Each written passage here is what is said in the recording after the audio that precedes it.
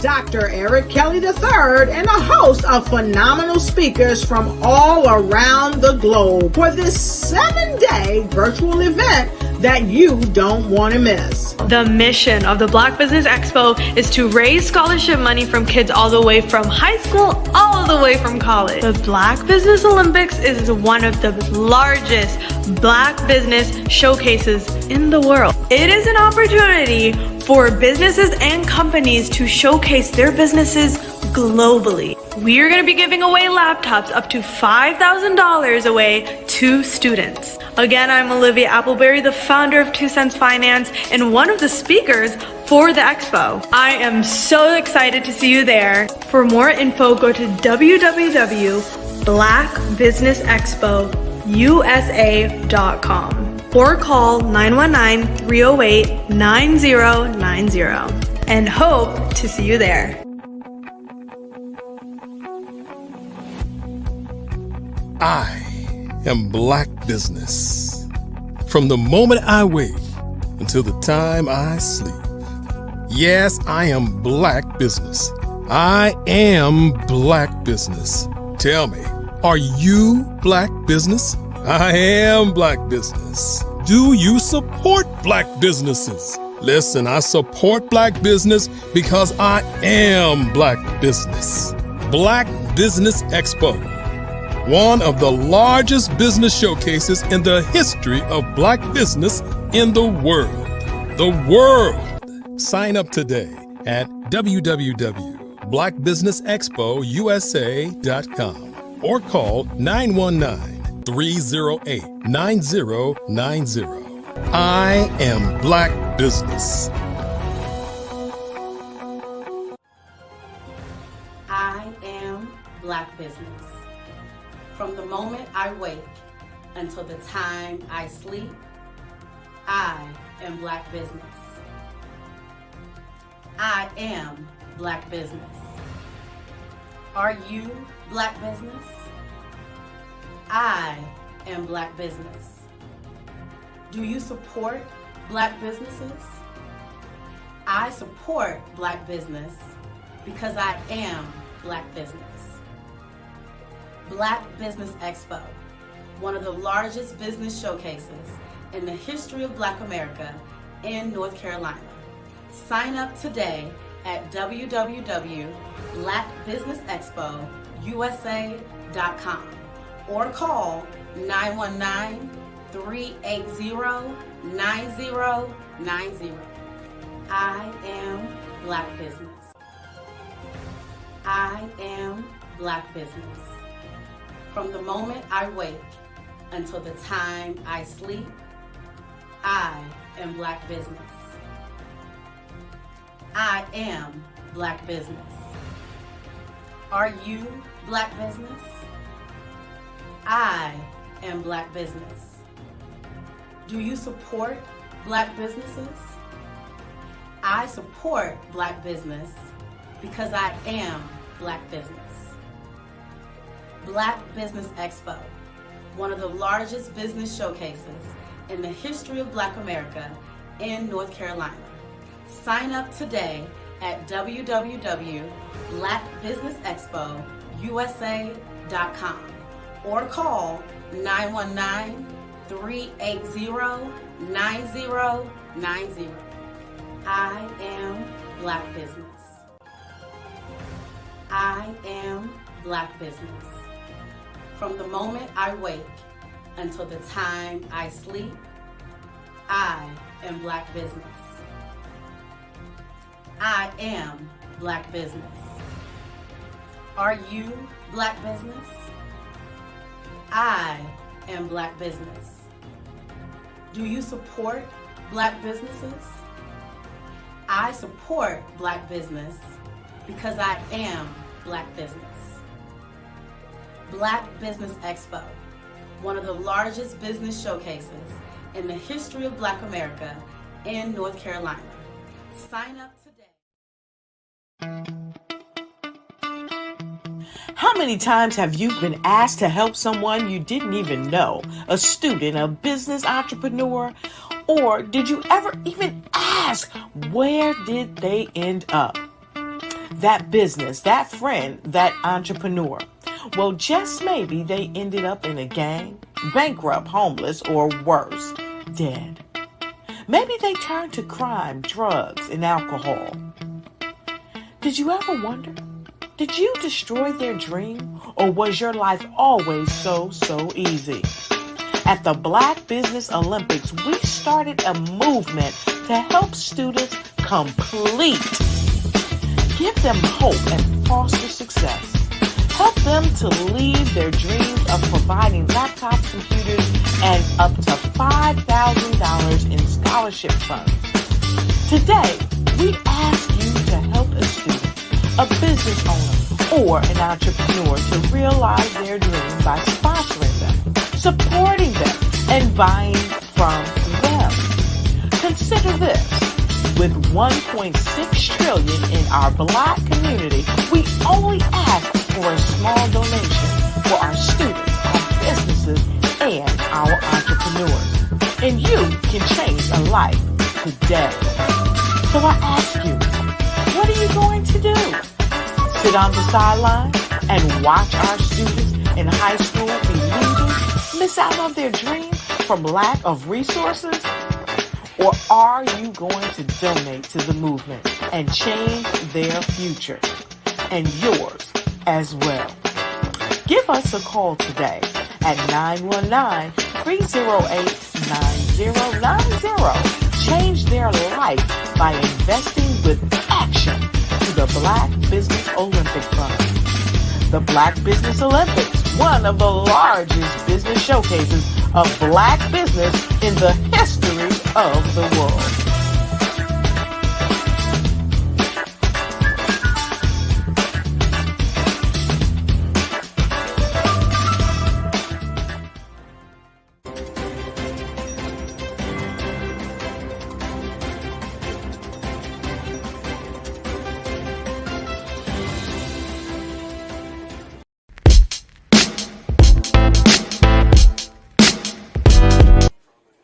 So are you going to the Christmas party on Saturday? Of course.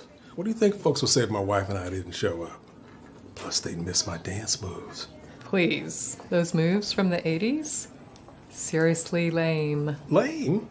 Well, maybe a little bit, but this chief of surgery always gets the party started, sister.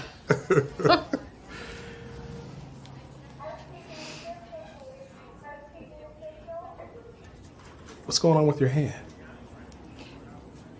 Nothing. Just tired. Stress. Jen, we've known each other a long time now.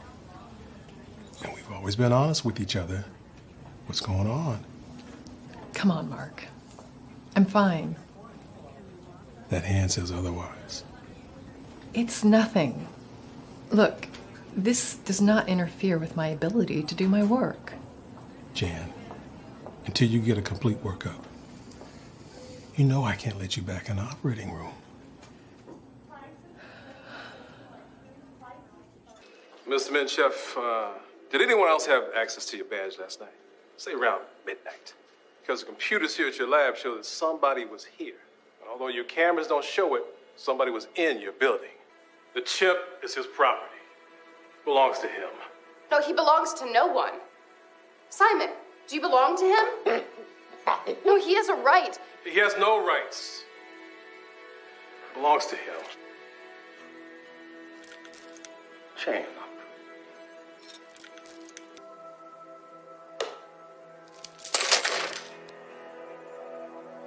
Wrong? He just wrote free man. I am not chaining him up. Hey, man, where's the bathroom, man? Huh? You know you're the only one, right? Right, and she's number 2, and that one's number 3, and number 4. All of this stuff, it's not pleasure. This is business. It's not. Relax. Enjoy yourself, all right? You know where they are. I know you know. You're just lucky I'm a nice guy. This house is for sale. You go in and act like you want to buy the place. Look around. Find everywhere you want to go. That way you'll know the floor plan. Aren't you worried that they might call the cops afterward? No. Because when he gets back, we gonna kill him and his wife. Locked us up. Somebody forgot to throw away the key.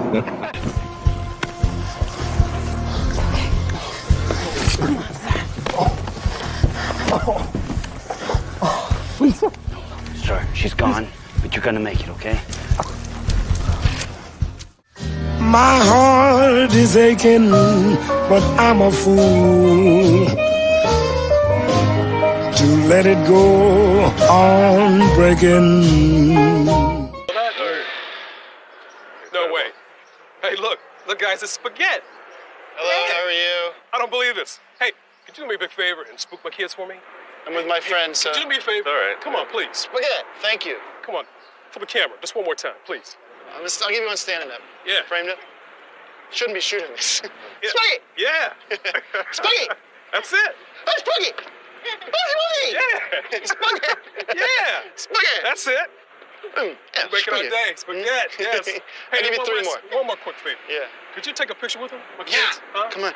So, Let's do it. yeah. Right here. Got you all in frame here. Do you mind if you move out of the picture a little bit? You're kind of in the way. Really Yeah, I'll important try. picture. All right, listen, I appreciate it. Thanks. Oh, smooth!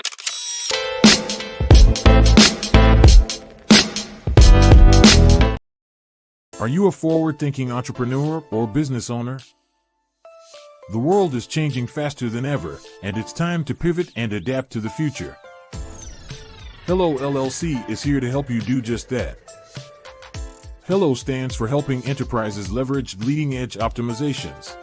Our innovative solutions can streamline operations, reduce overhead costs, and give you a competitive edge in a market projected to reach $5 trillion by 2030.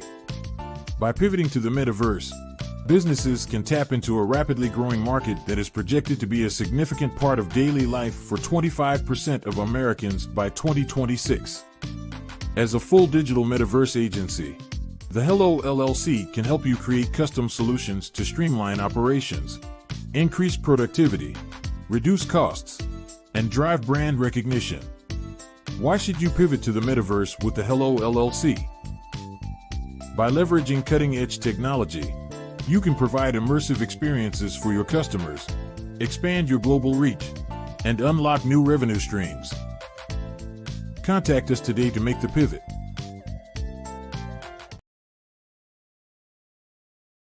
Content creators, welcome to Fave Unite TV. Hey, are you struggling with having your content stand out from the crowd? Or is it that you're overshadowed by others who have more resources, followers, and influence? The good news is wherever we are, you are too. We help you grow your online presence and optimize your visibility, which gets you closer to your audience so you can build trust and loyalty. By using the power of our network, we help you build yours. Fave Unite is a powerful tool to connect you with your friends, followers, and fans. And when fans rule, everyone wins. Join us. Fave stands for fans, artists, and venues. Submit your content today.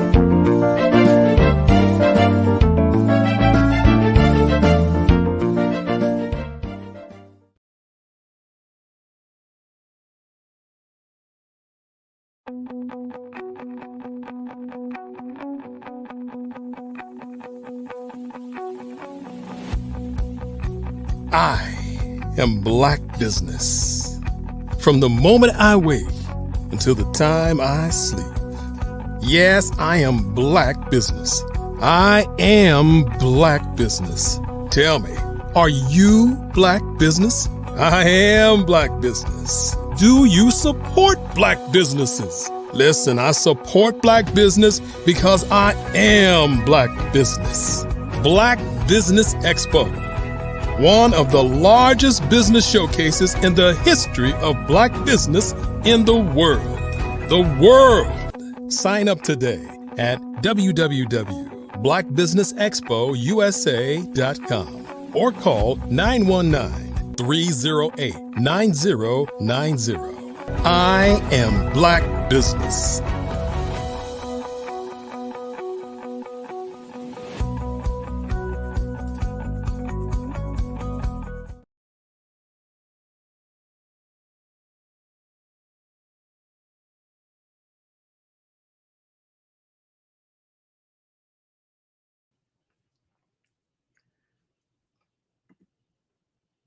Good morning, Kimberly Michelle. How are you doing, Dr. Kim? We cannot hear you. I'm doing great. How are you? I'm wonderful. Glad to see you are our next moderator for the Black Business Network for this afternoon. I'll hand it right over to you. All right. Thank you so much. Again, the Black Business Network is a 24-hour business network showcasing Black businesses, business owners, entrepreneurs, and thought leaders worldwide. We have speakers from North Carolina, London, Singapore, Africa, Japan, and cities all over the United States. The Black Business Network is a global community sharing its business knowledge to empower, inspire, and educate businesses about businesses. Our first speaker is RJ Stevenson, CEO of the Black Business Network. Let's get started. Yes, ma'am. Thank you so much for being a moderator this afternoon. I'm so glad that you're here and that you're going to have some amazing guests this afternoon. How you feeling this morning, this afternoon? I'm excited, ready to go, and honored to be a part of the Black Business Olympics on this day one. Let's go. So we have taught classes together in the neighborhoods in Tampa. We have been inspiring people all over Florida. And you've been doing some amazing things lately. You just got your doctorate. I see your Dr. Kimberly Michelle. Yes. Tell us about that.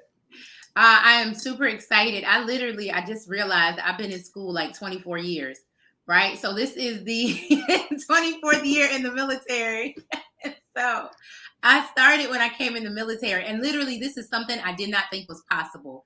No one in my family, in my immediate family, has a doctorate in anything. Many of them, my mom only went through high school. Like she didn't do college at all. My father did college. So this is huge already just to get past that first milestone of my undergrad, right? And then to go on to do graduate studies and to do this, I just didn't think it was possible. So as far as I had gotten each time, I kept quitting. And I kept saying, I'm not doing this. I don't want to shine so bright, and dim other people. And I'm doing good. I'm successful without it. So I had almost convinced myself I didn't need it. Right? I didn't want it. And so I literally was trying to find a path around having to get that education. I just wanted to do it that way. And that is the hardest way to be successful. I learned that's not the way to do it. And so I eventually went back. I had mentors that said, why are you not just finishing what you started? And literally that's the biggest lesson I learned this year is just finish what you started. And so I realized that pattern was happening, not just in my educational part of my life, but in every area of my life. So I said, let me just apply what I tell people as a coach to do. And so I'm going to finish what I started. And so this year I was able to finish. Super excited. Can I give you a transparent moment? Give it to, no, don't, now, I'm going to ask. We know us, but other people watching. So let me be transparent, but for all y'all. So the graduation was earlier this year in May. And so I felt some sort of way because I couldn't go. And so I just didn't want to talk about it. I wasn't going to do anything. And then as God would have it, he's so funny. Another organization in Georgia called me and said, we want to present an award to you. How about you come in June? And I was like, okay. And they're like, we also have some other people walking with their doctorates and other stuff. So you can actually just blend in. And I was like, what? I go across the stage. So I did. I partnered with them and I was able to walk with their class, but I have my stuff and I got my first award as a doctorate. So it was huge because I was like, even though I did it, I didn't want to talk about it. Right. So hold on. Now that you're talking about it, I'm going to make you talk a little bit more about it. What did you get your doctorate in and where did you get the doctorate from? Oh, counseling and psychology, Georgia State University. Say it again. Counseling and psychology, Georgia State University. Say it again for the people in the back. Counseling and psychology, Georgia State University. So, there's a lot of times that I see very prevalently now, people are getting doctorates. And because the workforce has caused over time us to need to elevate the level of education to be on par, right? Back in the day, it was get your high school diploma. Right. Now it is to get an entry-level job, you better have a bachelor's degree. And if you really want the money that they're really saying you're going to get from a bachelor's degree, it really takes a master's degree to get the job. There's a lot of people who are getting doctorates and they're getting them from interesting places, right? And I don't see nothing wrong with that, but I appreciate you because I know that there's a lot of other opportunities that you could have went with to get a doctorate in an interesting kind of way. but you went to Georgia State University. Tell me, I mean, in counseling, tell me about why you made the decision to go to Georgia State University, a place that we've all heard of. One, I love Georgia. So I've been trying to get to Atlanta for a long time, right? And so that was just really the biggest part of it was I looked at different programs, and that was the best one. A lot of programs didn't really speak to what I do. And so because I coach women and counsel women and I do those different things, I was like, what's another avenue and the best way to do this? So it's not just a hobby anymore. Because a lot of the things I do are God-given, right? He has given me this skill and this ability, but I didn't see where it translated in paper. And so that's why I was like, I don't really want to go about doing this, right? Because my first few in the military were like information technology, were business. I even had one in hospitality. Like, I'm like, people don't know. I get almost addicted to like doing something and then completing it, right? And so I still have courses and credits and all kind of things, right? That probably won't amount to too much. But I finally said, what can I hone in on and finish something? And so they showed me how to do it because a lot of other programs, a lot of other schools, it didn't speak to specifically the route that I wanted to go to. And so I tell people too, it's really, God did like the impossible in my life. Certain areas where you would ask, hey, can I do this? Hey, can I do that? And they're like, no, you can't do this. No, you can't do that. God literally made a way for me to do it the way he called me to do it. And so that's what I'm going to tell people too, is just don't give up, right? Because I had plenty of no's of the way I wanted to do it. And finally someone said, yes, we can do it this way. And so that's why I went that direction. And I literally was telling somebody else that has a doctorate, we happened to be talking. And I said, hey, I'm hearing how these other things are happening. And I was like, this might be the easier way, right? And somebody told me like, you know, some things just don't weigh the same. Okay. So that's a good way to say it. And I didn't even know that some places it's a fee, right? So that kind of threw me as well. And I guess that's a good way to put it.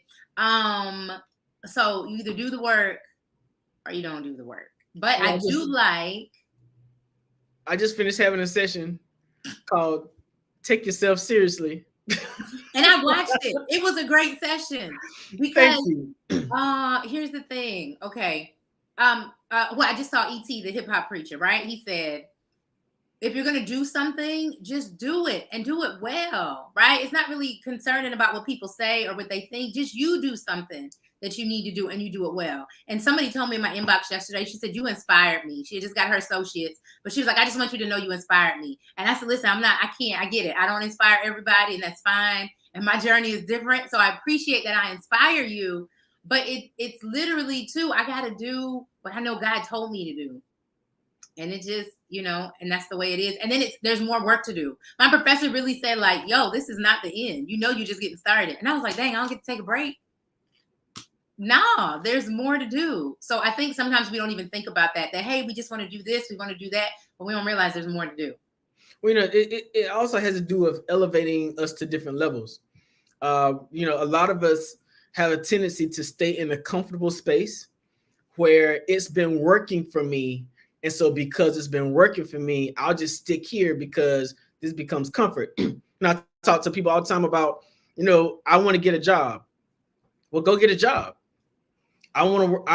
The only place that's calling me back is McDonald's or Burger King or Subway. Well, go get a job at McDonald's, Burger King, or Subway. Right. But if that's not the job that you wanted, don't settle for McDonald's, Burger King, and Subway. But too many times, people get a job, and because this job and then that money starts to come in, they get in that flow of doing that job, and they don't see the need of elevating.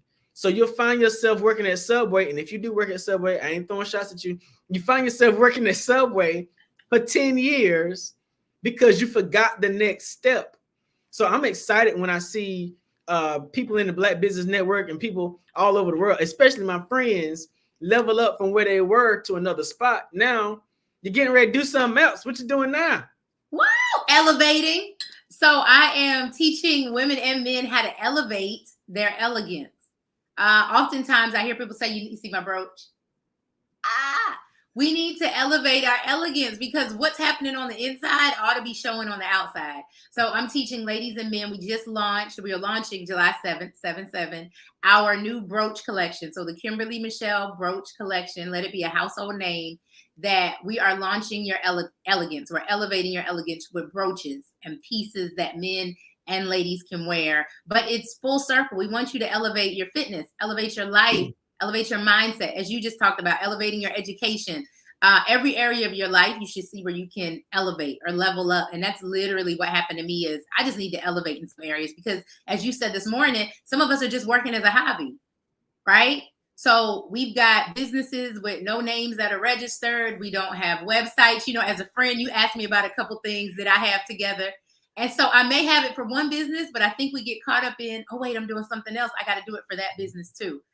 So I think it's super important to make sure you have everything in alignment. And so that's what I'm learning, even from great people like you. So you said alignment. You said you're launching your business on 7/7, right? Mm-hmm. Watch this. We met on 2/22/2022. We did. In a whole nother situation, at a whole nother event. I had a vision party on 2/22/22, and you and Anthony Kelly were there. You're and right. We started talking about some other stuff we was doing.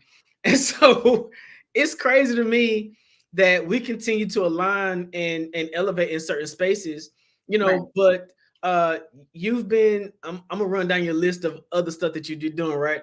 Oh my goodness. Okay. You had esthetician and spas and beauty makeover stuff and purpose pushing and coaching and counseling, and now you got your doctorate. Why are you pushing into doing something else? Because I always get people telling me, RJ, ain't you doing enough? Why you got to add one more thing to it? Why you adding something else to it? You know what my mentor told me, and I love this too. We can't help, and I tell people this, we can't help what we have been given, what God has blessed us with, these multiple gifts and talents. And so we are to use them, right? It's so many people, and I say you need to die empty. You literally got to live a life with no regrets. Okay, that's what happened when I went for Miss Hillsborough, right? To be in the pageant. I said, I'm going to do this. It was on my board. Not even if I ever do another one again. I just wanted to do this one because one, I'm showing my children. I have daughters. I have sons. I'm showing them that you can do anything, that anything is possible if you just believe in what God put in you. And two, I had to get over the fact that there's never too much. It just might be too much for that person. So it's somebody say you did Hillsborough pageant. Miss Hillsborough County 2024.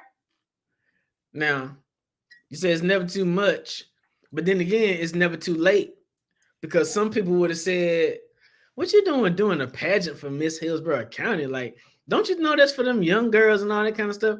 What made you aspire to do Miss Hillsborough County? In my 40s, right? It was on my vision board. And the opportunity presented itself to me. A few people said, you know, but there's a pageant coming up. Have you ever thought about it?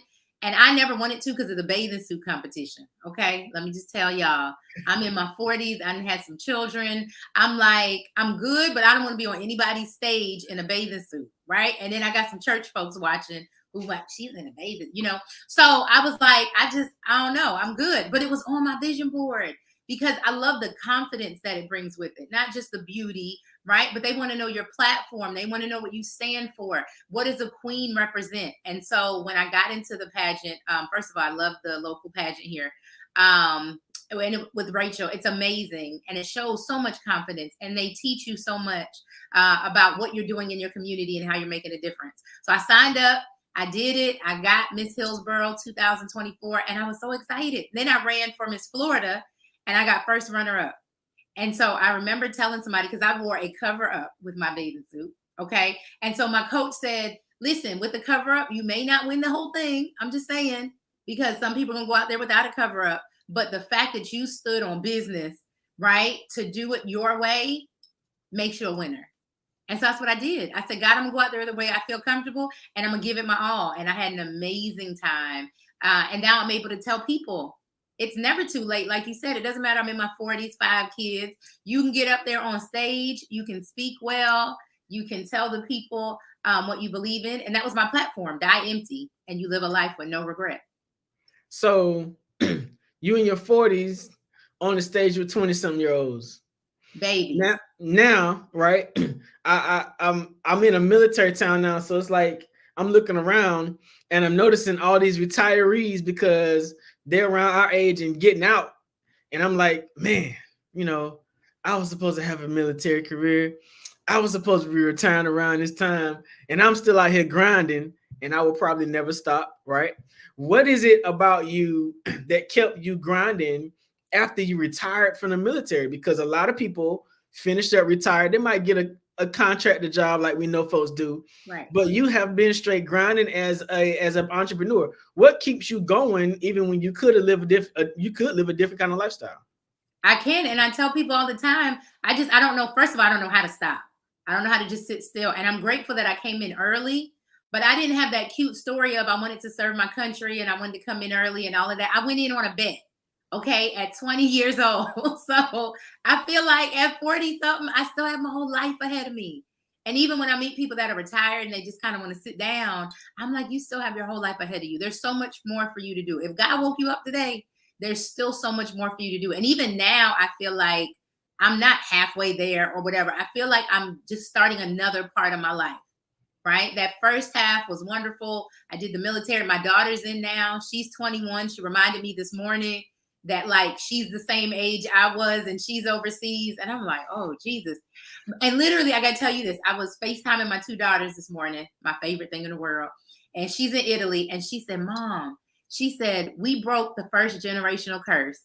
And she said, I think I'm about to break this second one. I'm like, please break it. The first one was losing your virginity at 12. I lost my virginity at 12 years old. And so when both of my daughters made it past 12, we celebrated, right? It's a big deal in my house not to keep secrets. And then the second one is I had her at 21 in Korea. So now she's 21 in Italy. And I'm like, baby, you about to break this curse. But she reminded me that, Mom, I can break the second generational curse. So that was huge for me because our children are watching us. And so that means I can't quit because I still have too much more work. I have too much more to do to quit. Wow. It is, a lot of times in business, we don't really share our personal and transparent moments. But a lot of times some of that vulnerability causes people to continue moving past where they are. So since we own it, let's be on it. Listen, you are not only a woman-owned business, but you're also a veteran-owned business that allows you to have different kind of positioning when it comes to funding, different kind of position when it comes to opportunities as a historically underserved business. Have you been able to tap into your resources and opportunities as a veteran to sort of help scale your business and do those sorts of things? Yes. So I love things like the Small Business Association, right? We also have like an entrepreneur center here in Tampa. And so they tell us all the time, and they even help us get our certifications for women-owned businesses, minority-owned businesses. And so those are the places that you should be striving and going towards, veteran-owned businesses. Like I'm a triple threat. So I literally have people reach out to me saying, can you be on my organization? Can you be on my board? Because I'm a triple threat. I'm Black, I'm a woman, and military. So we can go for all of that. So many people that own businesses don't know that, listen, the time you put in the military, it's going to pay you back. It'll help you with something. If you're a woman, if you're African American, these are all things that you can tap into to help grow your business. But if we never ask the question, if we never go find out and do the diligence on our own, they're not going to come looking for us and say, hey, you're a triple threat. Let me give you some money. No, we have to actually go out there and we have to have a plan too. Right? They want to see our business plan. They want to see our projections for funding, what we plan to do with the money, instead of just, oh, give me this certification because I'm a woman, right? Give me this funding because I'm a woman. No, we have to put our work in and we have to show how we're actually going to grow our community, how we're going to add value to our community. So if you are out there with a small business and you're trying to figure out how you can get funding or how you can be better, see how you can serve your community. That's the biggest way that people want to assist you and get behind you is when they understand that you're doing something that's more than just about yourself. So, I'm all about community. In Tampa, y'all saw me feed people. Y'all see me do Juneteenth. Y'all see me do all this stuff. And finally, I had to take a moment to step away from that so I could scale. And people like, what you mean so you can scale? You'll see sooner or later. But Nail it. But, Okay. you know, sometimes you got to know when to say when. Sometimes you got to know when seasons evolve. And sometimes, you know, you got to know when you've evolved beyond that season, right? Right. So having won a Presidential Lifetime Achievement Award recently, congratulations to you, right?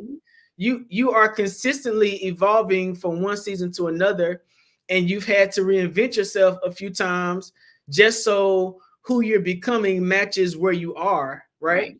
That means that sometimes you gotta change your friend mix. That means that sometimes you got to change the people you've associated yourself with or the people who are around you. And that doesn't mean that they're bad people. It just means that where you're going no longer fits that association. And you owe it to yourself and your purpose to align yourself with people who align with your purpose, right? Correct. So recently, I came back to Tampa for some business and we hooked up. And you were at a table with some amazing women. And I was like, why nobody invited me to the table, right? And so then I had to show up at the table like I show up at tables and was like, who you is and who you is and who you is. Yeah. But you have been an amazing networker, right? I've had to protect myself from networking with people. But you have been an amazing networker. How does Kimberly Michelle or Dr. Kimberly Michelle, how do you desire to show up in networking spaces? Because a lot of people, they want to get out there. They might be an introvert, but know they need to talk to people. Right. How do you do it? Because you do it in a way that I've never seen before. Oh my goodness. Well, thank you for the compliment. And listen, I've seen you out here networking because as you brought it up, we met 2/22/22. That's awesome. I didn't even realize that at the event. And it was networking, right? We saw something that was posted because you shared, you marketed, and we showed up at the event with my partner, Anthony Kelly. At the time, we did financial literacy and credit repair, and we showed up. And it was us to talk and to network. And I have to say, he was the one that was like, who's the guy on the camera, right? Walking around with the microphone. And so we introduced ourselves to RJ and we got in and became a part of it. But you cannot be scared, right? So you have to realize, and this is what I learned a long time ago, what I have is valuable and you need it. And what you have is valuable and I need it. So that's what keeps me from being scared to network. That's what keeps me from not opening my mouth is what I have is valuable, I'm going to share. If I got my hair done somewhere and I love it, I'm telling everybody. If I found a sale on something, I'm telling everybody. You get a new car, you got something you feel like is valuable, you're going to share with people. It's the same thing you got to think about in networking. I need to get out who I am to other people. You can never talk about it enough. And then you need to find out what other people do because they could have a missing piece. I'm on the show today, but I was watching your show before this and I'm taking notes. You can always learn from somebody else. So what is it in my business? Maybe I'm missing something. Maybe I missed a step. Maybe I overlooked it. So let me listen to somebody else who has valuable information in that area and I can see how I can learn. But I will never know who I'm in the room with, who I'm at the table with if I don't network, if I don't talk. I had a great lunch the other day with Katie. She's amazing. But I met her at another event. We were networking. One of my songs came on, y'all. So I'm dancing. She's dancing with me. And she said, you know, I'm Caucasian. I don't have rhythm. I was like, that's okay, girl. Come on. And so from there, now we're networking and we partner up and we have lunch. You never know who you're in the room with. You never know who you're past at the restroom, right? At church the other day, we got to talking about brooches and somebody said, oh, I love brooches. I've been wearing brooches. Let me tell you what this lady said. She's in her 70s. I saw her yesterday. We were talking about brooches. She said, I'm from Ohio. And in Ohio, all we do is wear brooches and dress up. She said, but Tampa, it feels like they don't really do that. And she said, so I stopped. And she's 70, y'all. She said, so I stopped wearing all my pieces because I felt like the environment I was in didn't come up to that level. And I said, that's huge. So don't let the environment bring you down to a level that you're not even familiar or comfortable with. You step it up. And she was like, you know what? Just because of seeing you, I'm going to start wearing them again. And I said, why not? So even in your 70s, no matter what age you are, don't let your environment bring you down. Network every chance you get. Literally wear your brand, right? So we like to wear other name brand stuff and other different stuff. We always want to flex and show it. But how about you wear yours? So people start asking you what you have on. So what is it about from your perspective about some people's, is it their character? Is it their insecurity? Is it like, what is it in people that causes them not to be confident? And I think that there's a difference between confidence and arrogance, right? I think that there's a difference between being self-absorbed but being confident enough to self-promote, right? Because to receive favor, you got to be seen. Yeah, that was free. Say that again for the people in the back.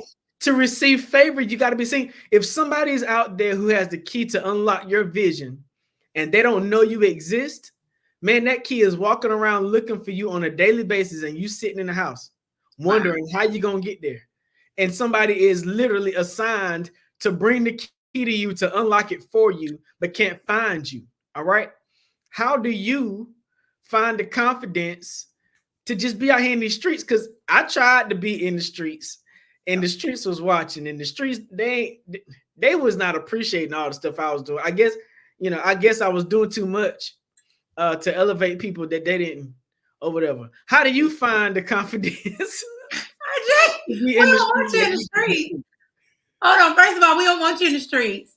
And y'all, I would be in the front of the MLK parade. I would be at Gasparilla Parade. I would be any and everywhere when I first moved to Tampa, because if you don't know, Tampa, the community is so large that there's different sections of the city. And if you live in a particular section of the city, you may not ever know anything about what's going on in the other 4 or 5 sections. So I decided to live in the middle of the city so I could be close to everything. And I mean, I was in everything, right? But it was like, people like, why you doing so much? Why you trying to be everywhere? Like, why can't you find your lane and stick in it?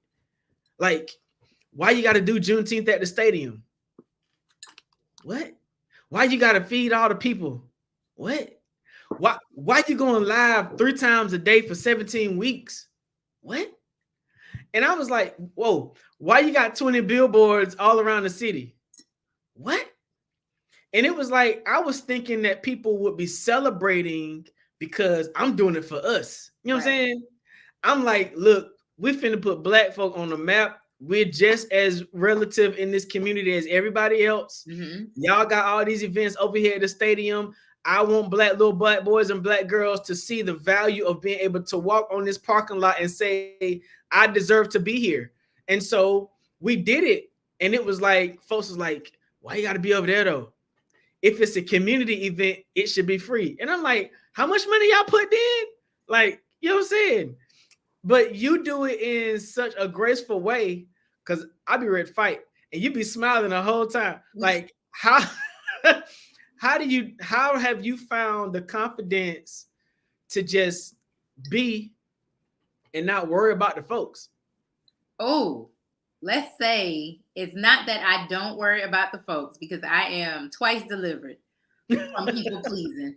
Might be 3 times delivered from people pleasing. But I remind myself, 1, I don't want to fight. 2, God gave me this, right? I always got to go back to something greater than me, because y'all don't want little Kimberly. I don't want regular Kimberly to come out and get emotional and, and start throwing stuff, right? I was an only child. So you don't want me to come out. You want this version of me that God has been perfecting in me, because people will be people. Hurt people will hurt people. Wounded people will wound people. And so I often have to look at it. Sometimes, 1, it's not even the person, right? Could be something spiritual. 2, some people just can't, capacity. We talked about it. Some people just can't understand it no matter what you do. And so you cannot put yourself in this little box. You can't, restrict yourself because people want to be comfortable. Make them uncomfortable. Color outside the lines, color all across the paper, and be confident that this is what I know I'm here to do. This is what I know I'm purposed to do. I literally wake up every day excited, because I'm like, this is why I'm alive. This is why I'm on this earth. I could not do what you do, RJ. I could not do what other people do. But if I get in what I'm supposed to do, it feels right. Even when it doesn't feel right, I still go for it because I know this is what I was called to do. And I think if people would just get in what they're called to do, wear their own pair of shoes instead of trying to wear somebody else's, they would enjoy it much better. They will make much more of an impact. You just wouldn't be the same person doing one thing, RJ. You would not be the same person trying to do something mediocre. You just can't. You don't know how to not be grand. You don't know how to not be excellent, right? Telling me about my picture and everything lining up. You don't know how to do that. Like, it just flows out of you. So you wouldn't even be the same person if you try to do something on a different scale. And then somebody else, they may not be made for grand. Might be made for their mediocre. It doesn't make them bad. It just means work whatever area you're in. If you're that 16-ounce bottle, work that 16-ounce bottle the best you can. If you a 2-liter, work your 2-liter. But whatever it is you were given to do on this earth, do it. And that's the confidence that'll exude because you're the best in whatever area you're in. I used to be a 16-ounce, but I came back to North Carolina, and now I'm a 20-ounce. Maybe it's because you got around some different bottles. No, it was because of the barbecue. I promise you. We ain't talking about with, okay? It was the barbecue. Capacity, not your with. You got brooches, and I want everybody to see them and buy them. Okay, so I'm gonna move this stuff off the screen now. Y'all get ready to buy brooches. We finna do the Homeboy Shopping Network goes Black Business Olympics. Okay, so look, show us your brooches. Do your Strong J thing. Share your brooches. Tell us all about them, and tell us where we can get them from. Okay, so we have men's and ladies brooches. They're also unisex, right? Because this could be a man or a woman. So you guys can see these are silver plated. We've also got gold plated. We've got hanging charms, all of that stuff. So they go great on your suit, right? Like I wear mine on my suit. We also have the men's ones with the chains, y'all. These are my favorite because you can strap them to the top of their blazer. So they're going to be available online. We have large, medium, and small. These are the gold-plated ones. Y'all, see these hand-placed stones? So the reason I even started this collection was because my grandmother used to tell me, you dress nice, you look beautiful, but you're missing something. So you couldn't leave the house without your brooch on. You couldn't leave with this signature piece. So my grandmother always taught me that you may look nice, you may be dressed up, there was something missing. You gotta leave on with something that sets you apart. There's a lot of pretty people out here, a lot of smart people out here, a lot of dedicated people out here, but what sets you apart? And so I believe this sets you apart as a man and a woman. Yours is in the mail. Go check the mail. I left room. I ain't even wearing no tie today because I just knew I was going to have my brooch. Did you check the mail? Okay, and so we've even got the initial pieces. So what's great about this too, I'm going to tell you, is that even if you've never worn a brooch, you don't understand the importance of a brooch. We're going to have different categories, and you can shop by category. So if it's our men's collection, it's the Titan. If it's animals, there's different categories. If you don't know, I want vintage or I want an essential. There should be an essential everyday brooch that you wear. Okay, those can be smaller. It could be a certain color, whatever it is. But we're going to show you how to do that based on the different categories, and we're going to educate you, because elevating your elegance is not just what you're wearing. It's what you've got in your heart, what you've got in your mind. Go read a book and elevate your mind. Work on your business, register it with the state, right? So you can elevate your business. So this elevate your elegance has to do with the whole body person, the whole total person. Elevate your elegance. Yes. And so you can go to kmichelleconsulting.com if you want to see the information. We'll also have the link. Again, we launch on July 7th. So 7/7, you cannot miss it. If you are following me on Facebook or Instagram, you can go to Kimberly Michelle with 1L, Purpose Pusher, and you will see some that we rolled out for like a pre-inventory selection. Some people were able to pre-purchase before the drop. So thank you so much for watching. And listen, invest back in your business. It costs a lot to invest in custom pieces, but it was totally worth it. And I want people to always have that experience when they put on a brooch. Girl, you done said elevate your elegance. You got my brain working. We finna do something with that. All right, let's go. We're partnering. Can we talk about collaborations? Let's talk about it. The importance of collaborations. My good friend Sakia said that today. Oh, y'all get to talk to her later. But the importance of collaborating with somebody. You don't have to do everything. And you know that. Right? You don't have to get the venue. You don't have to have all the decorations. You don't have all the people. You can collaborate with somebody who's doing what you're doing in your city, in your state, and bring together a much wider audience. How has collaboration RJ, been like the key for you growing? So I'm gonna tell you, I'm an only child too, right? So the first lesson I had to learn in life was how to share. And so one of the most memorable whippings I got was because I had a friend come to my house and me and my cousin were there. And the friend went and told my parents that I would not share. And I got towed up. Okay. So from then on, I have been insistent about making certain that I don't just have enough for me, but I have enough for the people who are around me too, right?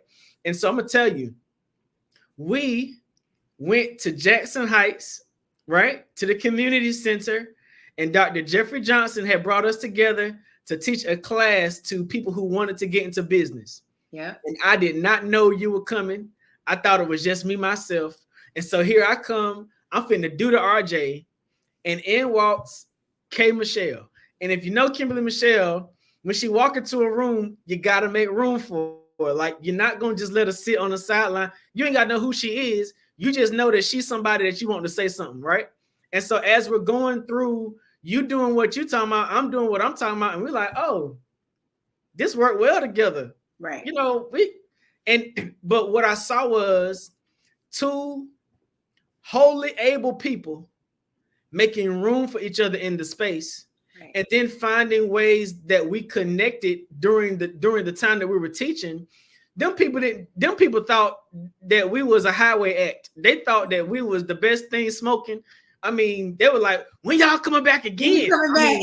Yeah, I remember the girl with the eyelash convenience machines. What vending machine? The eyelash vending machines. She was like, "Ooh, can I be your mentee?" And I was like, "Sure. Why you want to be my mentee? You need to talk to Kimberly Michelle."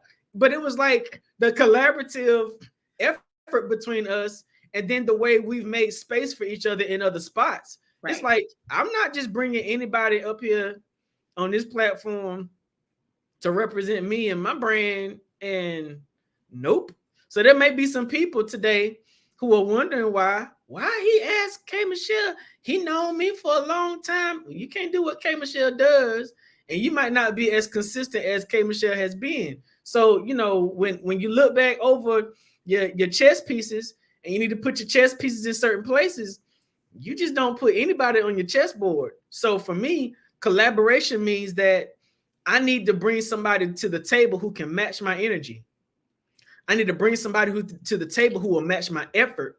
And I need to bring somebody to the table who will match my impact. Man. Say that again for the people. I need to bring somebody to the table who can match my energy, who can match my effort, and who can match my impact. If you bring somebody to the table who don't match you in energy, effort, and impact, one, it's gonna be like them group projects we used to do in high school when you ended up doing all the work yourself and everybody else is like, And then they show up at the presentation. Oh, didn't we do a good job? All y'all got an A. Y'all owe me, right? And so, you know, when you're looking for collaboration, and I think that's the next flex, is collaboration. Look for people who can meet you where you are. Yeah. Now, if you find out that you're a person who, and I say it like this, some people perform at a different level, and some people I classify as low-level performers, okay? Mm-hmm. That does not mean I'm talking about them. It just means that when I approach them, I know what level of expectation to have. Correct. That doesn't mean that I won't collaborate with them. It's just that I trust them. I trust them to be exactly who they are and to produce exactly on the level they can produce. Wow. Right? And so when that happens, they have to show up to learn. A low-level producer can't teach me much. But oftentimes, people who've not evaluated themselves well when they come to the table think that they're the teacher. They want to talk a whole lot but produce a little bit. And that don't really... If you don't quit, you must have quit. I'm gonna preach, Pastor. You want to come to the table and not produce. I hear this said too, that the loudest person in the room is probably not the smartest. You said it before, like when you walk in a room, your presence. And even when we did that training, it was the same thing. RJ's presence came in. And for that young lady to say, I want to be your mentee, is because he talked about buying vending machines. So you came in with the presence of, I'm an investor. I'm looking for something to pour into. I'm looking for something to do. And her eyes stood up and was like, wait, I got something. I'm trying to do something. But that's what happens. Your presence came in the room and she believed you. She didn't have to go try to look you up. She didn't have to try to find information, see if you really had the money. She was like, I'm ready and I got a business. I just need help. So that's what happens too. When you come in the room, you don't have to be the loudest. You don't have to be doing the most. But if you come in and you have that reputation, but you carry that with you, it's that confidence that people will say, wait, how can I be a part of what you're doing? That's really what grows your business too. So I appreciate you coming along to be a part of what we're doing today. You have some amazing guests that you're bringing to the platform. I'm excited to see you moderate for these next few hours. This the Kimberly Michelle Show on the Black Business Olympics. Look, thank you so much. Have a wonderful time. Have fun with it. We look forward to seeing who your guests are today. Thank you so much. All right, guys, the Black Business Expo's mission is to raise funds for high school seniors going to college or K-12 entrepreneurs. This expo is a fundraiser for students. You may go to www.blackbusinessexpousa.com to donate to the scholarship fund or use the Cash App that's on the screen below. And it's $BBXUSA. Our goal is to give laptops and up to $5,000 to 10 students. Students can register online at www.blackbusinessexpousa.com. Every dollar counts. So we want to remind you to donate to the scholarship fund. And today we also want to thank our Black Business Expo USA sponsors for June 2024. NC100, Moody Capital Partners, Suede Soul, 5-Star BDM Media, Lotus Rich Coaching and Training, Carolina, Virginia Minority Supplier Development Council, Step Management, Hello LLC, BHS and Associates, Margie McLean Foundation Incorporated, Genius is Common, Earth Essentials, Mullane Shani Global, Executive Women's Success Institute, The Quality Coaching Company, Superwoman Business Services, Creative Force Studios, Lee Entertainment, Artistic App Design, Miracle Recruiting, Creative Concepts Production, Black Business Expo USA. I am Black Business, and I'll see you on the other side. Hey everyone, it's Grant McGaw, CEO of 5-Star BDM and host of the award-winning Follow the Brand podcast and TV series, where I help you to build a 5-star brand that people will follow. My genius is personal brand development through intelligent communication and helping you achieve your business and career goals. I am a requested speaker on digital technology and brand development issues. I want to work with you to increase the value of your current opportunities while attracting new ones. Every one of you is unique, and we all share challenges that can be addressed through smart branding. As a super connector, I work with you as an executive coach to guide you along the complicated business and career development road, providing the enhancement tools and information you need to succeed. Together, I will help you succeed in today's challenging business climate. I will evaluate and measure your progress. Best of all, I am right alongside you every step of the way.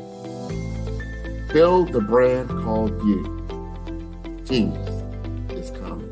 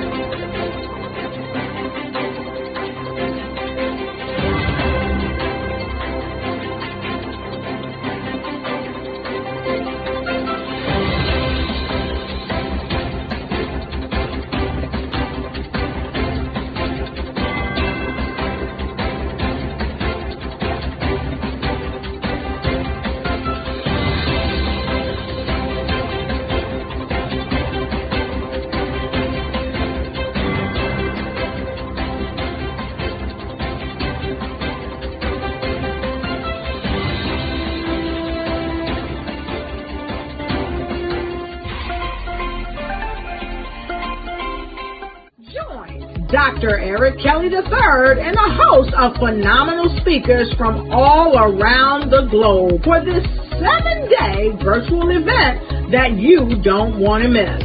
The mission of the Black Business Expo is to raise scholarship money from kids all the way from high school, all the way from college. The Black Business Olympics is one of the largest Black business showcases in the world. It is an opportunity for businesses and companies to showcase their businesses globally. We are going to be giving away laptops up to $5,000 away to students. Again, I'm Olivia Appleberry, the founder of 2 Cents Finance and one of the speakers for the expo. I am so excited to see you there. For more info, go to www.blackbusinessexpousa.com or call 919-308-9090 and hope to see you there. I am Black Business. From the moment I wake until the time I sleep. Yes, I am Black Business. I am Black Business. Tell me, are you Black Business? I am Black Business. Do you support Black businesses? Listen, I support Black business because I am Black Business. Black Business Expo, one of the largest business showcases in the history of Black business in the world. The world! Sign up today at www.blackbusinessexpousa.com or call 919-308-9090. I am Black Business. I am Black Business. From the moment I wake until the time I sleep, I am Black Business. I am Black Business. Are you Black Business? I am Black Business. Do you support Black businesses? I support Black business because I am Black Business. Black Business Expo, one of the largest business showcases in the history of Black America in North Carolina. Sign up today at www.blackbusinessexpousa.com or call 919-380-9090. I am Black Business. I am Black Business. From the moment I wake until the time I sleep, I am Black Business. I am Black Business. Are you Black Business? I am Black Business. Do you support Black businesses? I support Black business because I am Black Business. Black Business Expo, one of the largest business showcases in the history of Black America in North Carolina. Sign up today at www.blackbusinessexpousa.com or call 919-380-9090. I am Black Business. I am Black Business. From the moment I wake until the time I sleep, I am Black Business. I am Black Business. Are you Black Business? I am Black Business. Do you support Black businesses? I support Black business because I am Black Business. Black Business Expo, one of the largest business showcases in the history of Black America in North Carolina. Sign up today at www.blackbusinessexpousa.com or call 919-380-9090. I am Black Business. Dr. Eric Kelly III and a host of phenomenal speakers from all around the globe for this 7-day virtual event that you don't want to miss. The mission of the Black Business Expo is to raise scholarship money from kids all the way from high school, all the way from college. The Black Business Olympics is one of the largest Black business showcases in the world. It is an opportunity for businesses and companies to showcase their businesses globally. We are going to be giving away laptops up to $5,000 away to students. Again, I'm Olivia Appleberry, the founder of 2 Cents Finance and one of the speakers for the expo. I am so excited to see you there. For more info, go to www.blackbusinessexpousa.com or call 919-308-9090 and hope to see you there.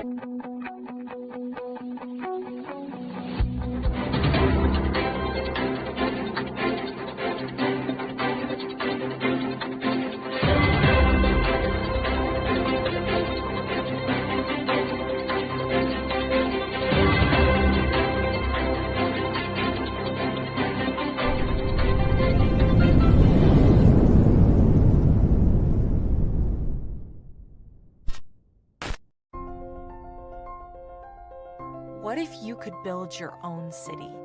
A place where every child can find nurturing people to help them achieve their full potential. A place where every adult can access job training support.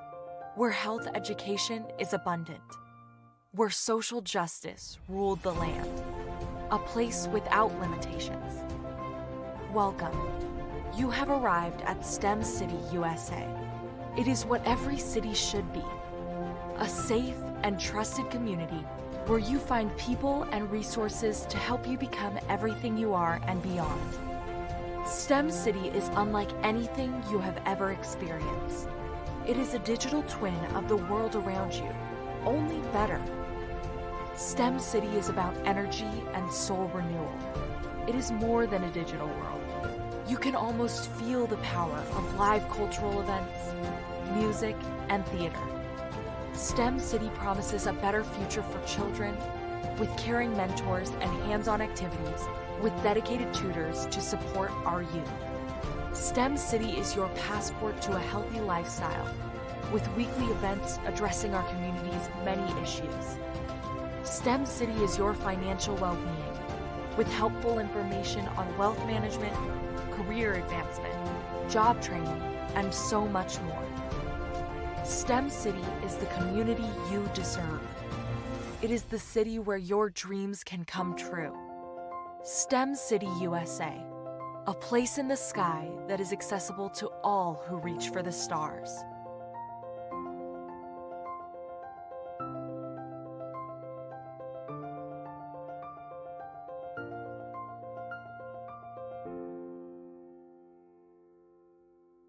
Absolutely.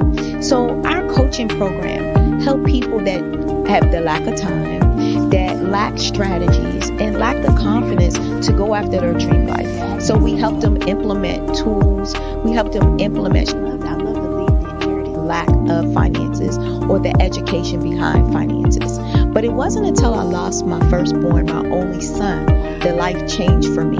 And where I was going after it all, living the corporate life, hit my 6-figure income, and living in my dream house with my dream man, driving my dream car. Wow. I nearly lost it all. Wow. When I lost my son. And so I realized it only takes one financial catastrophe that can change your entire life. That's what made me start All New Beginnings. Because no matter what's going on in life, there's a new beginning. And because of that, we develop a program called Wise Minded. My little slogan is, don't just dream it, let's live it. If they want to connect with you or work with you, what is the best ways for them to be able to do that? Well, for my social media guru, you can connect with me on every single social media platform as Tanya T. Rose.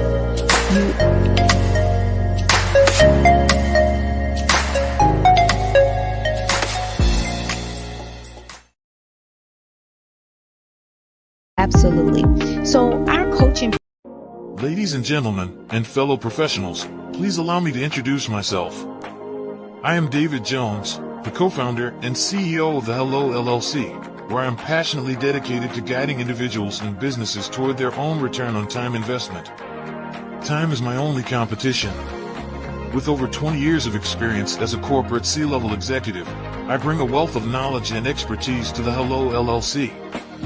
My career journey has been marked by a relentless pursuit of excellence in marketing, strategy, and business management leadership. I have had the privilege of working with renowned Fortune 500 companies such as Xerox, American Airlines, Hilton, and Geico. However, what truly drives me is the transformational work we do at the Hello LLC. We are pioneering a new approach to business in the metaverse, where we empower businesses and individuals to build strong foundations, automate their processes and systems, while thriving in the ever-evolving digital landscape. More than just a 3D digital marketing agency, the Hello LLC is truly a community built on love, kindness, and integrity. We want more for you than from you. As I often say, collaboration is the new competition. In an era where time is the most precious commodity, I am here to guide you toward your own return on time investment, because if time was sold in stores, it would be sold out. With a deep commitment to excellence and a strong belief in the power of community, I don't just lead a company, I lead a movement into the future of business. Ladies and gentlemen, it is both an honor and a pleasure to be your guide on this remarkable journey. I am David Jones, and together, we will embrace a future marked by success, collaboration, and the transformative work we do at the Hello LLC. Hello stands for helping everyone live life optimally. So, let's make that pivot together and start living life optimally today.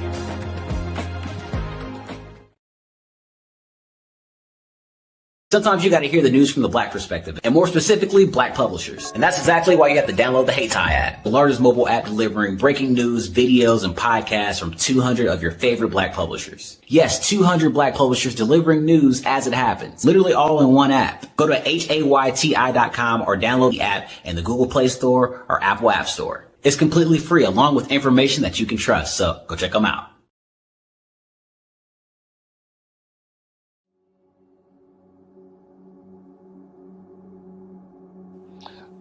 I was born and raised in southeastern West Virginia, the coal fields. My father was an AME minister. For me, I was very fortunate. Even though I grew up in the segregated South, I was surrounded by flourishing Black businesses. Doctors, lawyers, bankers, dentists. They were all there and they were all successful. And I guess that's part of my dream, is to see that success come back.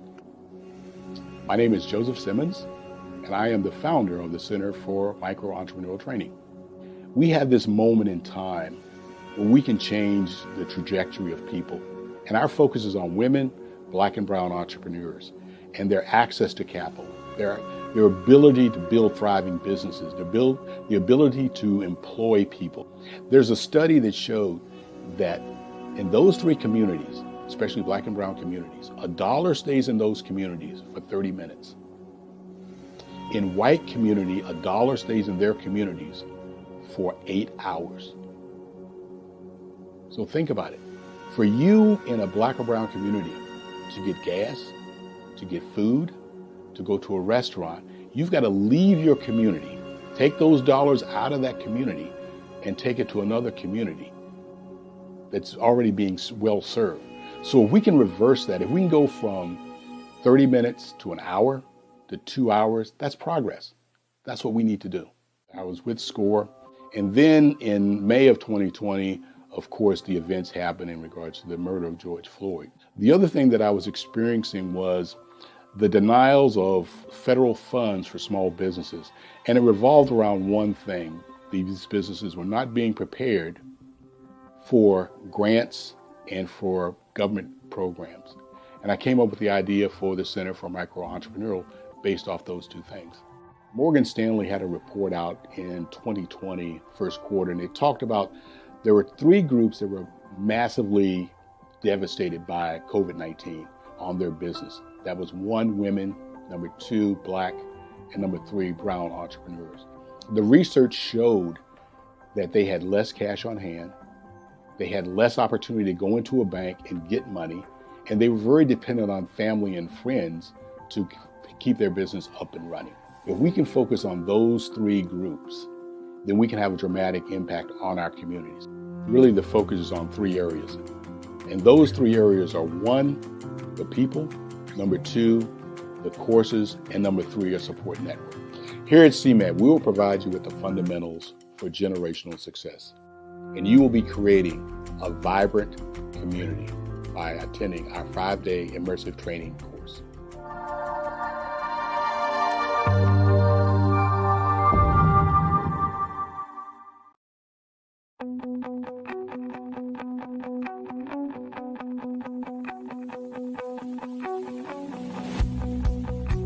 I am Black Business.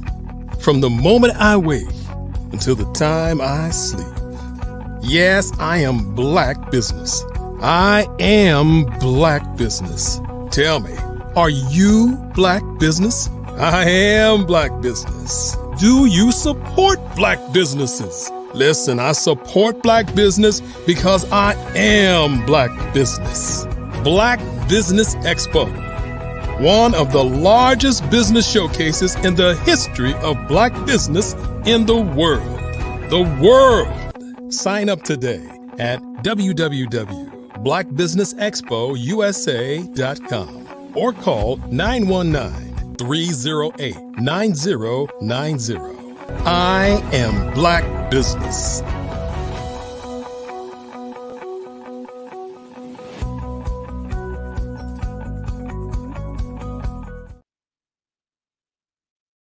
Good morning, business owners, entrepreneurs, thought leaders, and corporations. Welcome to the Black Business Network. My name is Dr. Kimberly Michelle. I am your business moderator for this afternoon on the Black Business Network. The Black Business Network is a 24-hour business network showcasing Black businesses, business owners, entrepreneurs, and thought leaders worldwide. We have speakers from North Carolina, London, Singapore, Africa, Japan, and cities all over the United States. The Black Business Network is a global community sharing its business knowledge to empower, inspire, and educate businesses about business. Our first speaker is Pamela Pacheco, known as Pam the Plug. Pamela Pacheco, a dynamic Dominican with roots in the vibrant culture of South Florida and the Bronx, New York. Passionate about family and deeply connected to her heritage, Pamela started her journey as a commercial banker, earning her MBA in International Business and Finance. In her role as a business consultant, Pamela has facilitated millions in funding and significant growth for numerous businesses and entrepreneurs. For Pamela, life is a mission to impact people's lives and leave them better than she found them, a commitment that resonates through her multifaceted journey of professional success, empowerment, and meaningful connections. Let's get it started. Pam, how are you, my good friend? So, we're going to be right back with Pamela in a second. Hold tight, and we'll be right back. All right. Well, we are looking forward to talking to Pam and all the great things that she is doing. Thank you, RJ, our CEO. Ladies and gentlemen, and fellow professionals, please allow me to introduce myself. I am David Jones, the co-founder and CEO of the Hello LLC, where I am passionately dedicated to guiding individuals and businesses toward their own return on time investment. Time is my only competition. With over 20 years of experience as a corporate C-level executive, I bring a wealth of knowledge and expertise to the Hello LLC. My career journey has been marked by a relentless pursuit of excellence in marketing, strategy, and business management leadership. I have had the privilege of working with renowned Fortune 500 companies such as Xerox, American Airlines, Hilton, and Geico. However, what truly drives me is the transformational work we do at the Hello LLC. We are pioneering a new approach to business in the metaverse, where we empower businesses and individuals to build strong foundations, automate their processes and systems, while thriving in the ever-evolving digital landscape. More than just a 3D digital marketing agency, the Hello LLC is truly a community built on love, kindness, and integrity. We want more for you than from you. As I often say, collaboration is the new competition. In an era where time is the most precious commodity, I am here to guide you toward your own return on time investment, because if time was sold in stores, it would be sold out. With a deep commitment to excellence and a strong belief in the power of community, I don't just lead a company, I lead a movement into the future of business. Ladies and gentlemen, it is both an honor and a pleasure to be your guide on this remarkable journey. I am David Jones, and together, we will embrace a future marked by success, collaboration, and the transformative work we do at the Hello LLC. Hello stands for helping everyone live life optimally. So, let's make that pivot together and start living life optimally today. Over the past few years, we've seen the growth of existing and new initiatives focused on financial inclusion, building global networks, and reducing the wealth gap in response to the idea there's not enough seats at the table. Whether their outcomes are to increase the representation of Black executives on corporate boards, ensure an inclusive global economy, or to create new U.S. African commercial pathways, the strategies are often carried out by separate programs. The question is, should they be? With the continent of Africa being home to more than half of the world's fastest growing economies, the youngest workforce, over 400 companies generating more than $1 billion annually, 700 generating more than $500 million annually that are poised for growth, and being the destination of nearly $5 billion in venture capital in 2021. Diversifying U.S. and Africa commercial engagement by building bridges between African businesses and their U.S. diaspora should begin being seen as mutually beneficial. From helping to reduce Africa's enormous capital gap to catalyzing two-way trade opportunities, the COVID-19 global pandemic hopefully has taught us that global challenges and opportunities are more interconnected than we thought. During the pandemic, African companies like Unicorn Flutterwave, insurance provider Reliance Health, ride-hailing app Yasir, and 54Gene, the continent's first bank of DNA on people of African descent, proved that when African companies have access to networks, capital, and information, they grow big, grow fast, and create solutions that are valuable to the world. This is why Be Direct was created. We are the first U.S.-based but African-centric board preparedness and board search company designed to connect U.S. Black talent and corporations to African businesses.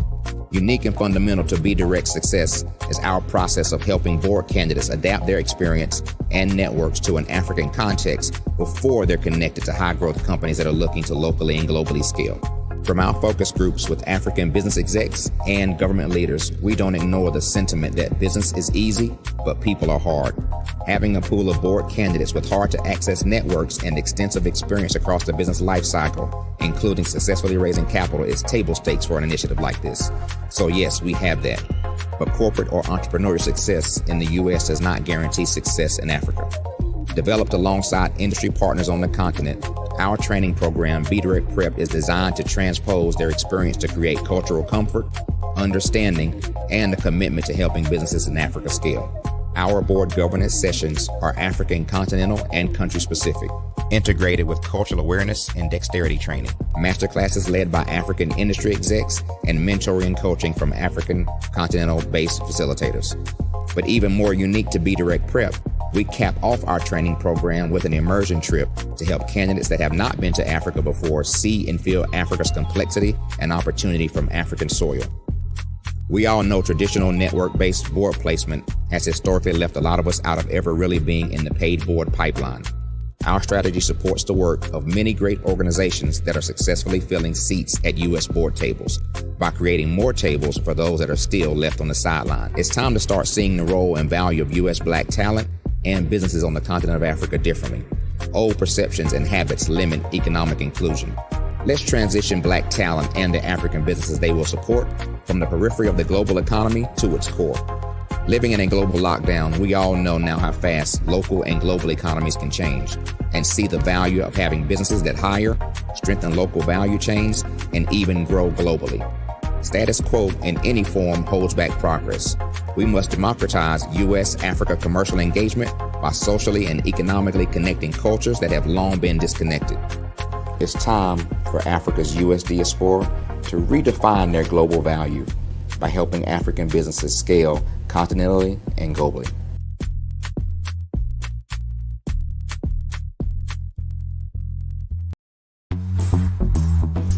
Attention all entrepreneurs and companies. Are you looking for reliable and efficient virtual assistants and back office support to help you manage your business tasks? Look no further than Superwoman Business Services.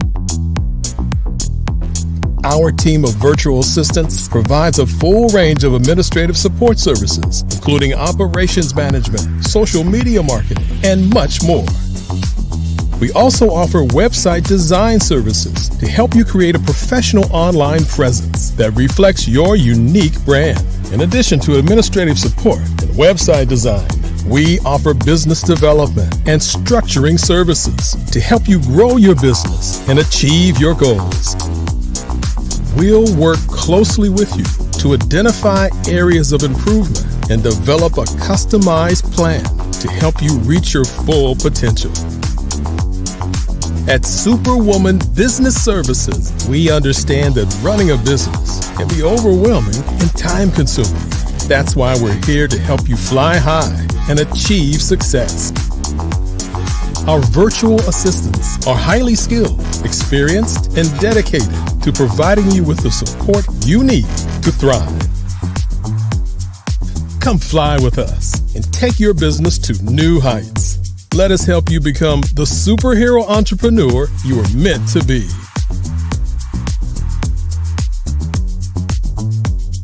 Contact Superwoman Business Services today to learn more about our back office support services. Come fly with us and take your business to new heights.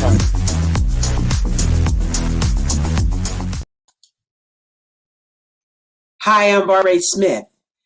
Genius is common. My genius is executive coaching and professional corporate training. As the master executive coach and corporate training ambassador for the Genius is Common movement, I help business owners craft their stories in such a way that you know exactly what they do, what they have, and what they bring to the table.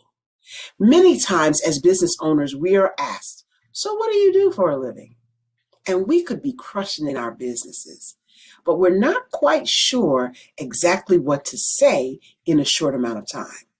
Well, I help you take those stories that are the reason why you're in business and why you're so passionate about your business and craft them in such a way that people are drawn to you as opposed to being repelled by you. Because every conversation, every time you talk to someone about your business, you are excited about it.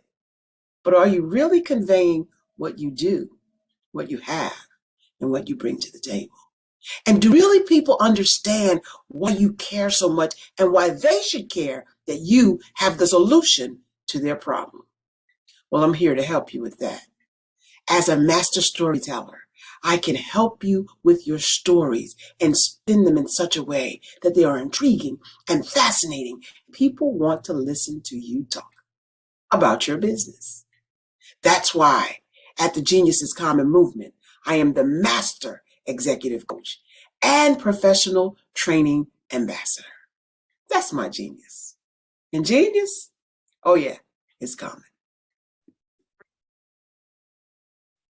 Hello, I'm Dr. Madeline Ann Lewis, President and CEO of the Executive Women's Success Institute. And my genius is helping women accelerate the path to success. You know, I was blessed to have strong women in my life who encouraged, motivated, and pushed me to do my best and to never even think about giving up on my dreams. So I say to women, we must show up to rise up. We have talents and potential, but who will see them if we don't speak up and get noticed? I know that women are a tremendous resource on this planet, and there is nothing more fulfilling than helping a woman tap into her full potential. I do this because I want to be a part of helping as many women as I can to show up, to rise up. I do this because genius is common.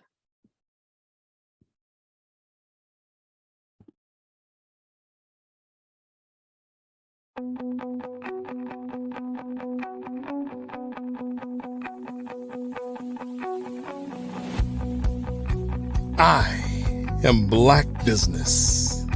From the moment I wake until the time I sleep. Yes, I am Black Business. I am Black Business. Tell me, are you Black Business? I am Black Business. Do you support Black businesses? Listen, I support Black business because I am Black Business. Black Business Expo, one of the largest business showcases in the history of Black business in the world. The world! Sign up today at www.blackbusinessexpousa.com or call 919-308-9090. I am Black Business.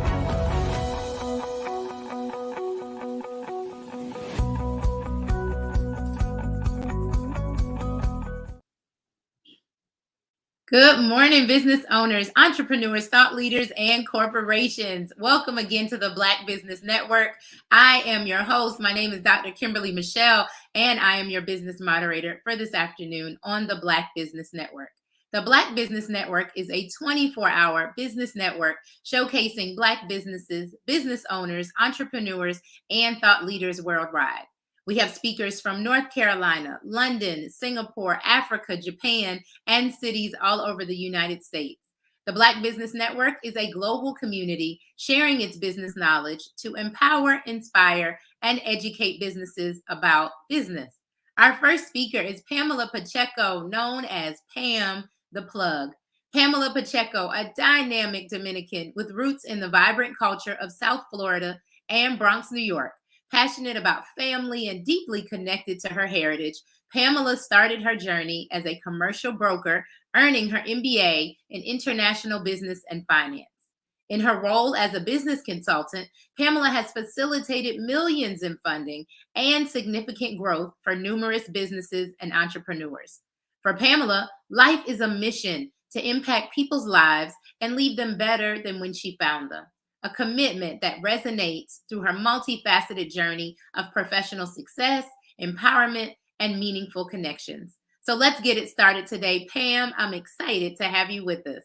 Thank you so much for having me, K. Michelle. I am so excited to be here. Thank you so much, Queen. I absolutely love and adore you. And thank you to everyone that has contributed to such a beautiful and necessary event, such as the Black Business Olympics and everything you guys are doing with the Black Business Expo. I absolutely love it. Thank you. Well, listen, let's talk about this pink hat because you look amazing, Pamela, in the pink today. And so thank you again for coming. You just look fabulous. And so thank you for taking a few minutes to talk. But let's talk about it. I told people you are Pam the Plug. Yes. Please tell us what that means. So Pam the Plug comes from, I was always the resourceful person, and we'll kind of get it a little bit into my story, but more than that person that plugs you into everything world-class when it comes to business, entrepreneurship, mindset, lifestyle, travel, and just great people. The person that allows you to unplug from the matrix, unplug from those limiting beliefs, unplug from those things that are not serving you, and plug you into a purpose-driven best life. So that is where the name Pam the Plug comes from. I love it. So you're telling us that first we have to unplug from where we are and then plug into this power, plug into this source. Why do you think so many people do that? Before we dive into your story, because I love that. Why is it that people are afraid to unplug to what they're already plugged to, which could be incorrect? Absolutely. I think that it has a lot to do with comfortability. And, sometimes when we're in the thick of it and we're there, we don't realize it. And I think that so many of us get caught up in making a living that we forget to live a life. And a lot of times these normalcies that we tap into may be because of socioeconomic backgrounds, maybe just because of the cards that we will dealt, maybe because of some choices we made early on. And then, life happens and family, grows and responsibilities increase. And then you're just kind of here in this space. And we think that we're stuck because we just see ourselves in this mundane, in this routine that is, we know that it's not serving us, but it's, paying the bills, or it's allowing us to be comfortable, or it's allowing us to just kind of get by. And so you realize one day you're like, wait, I know I was created for more than this. I know there's more in store. This just can't be why I was created to live this life. And I resonate with that story because that was me. Yeah. That was me over a decade ago when I was in corporate America. So I get it.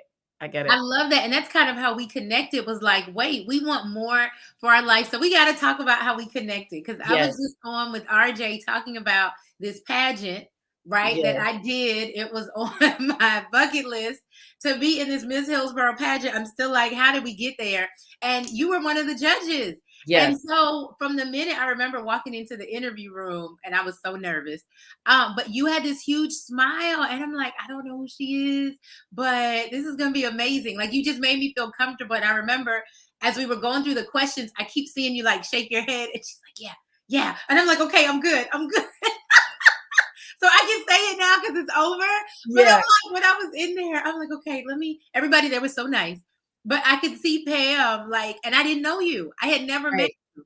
But I felt so comfortable because, who you are resonated in that room.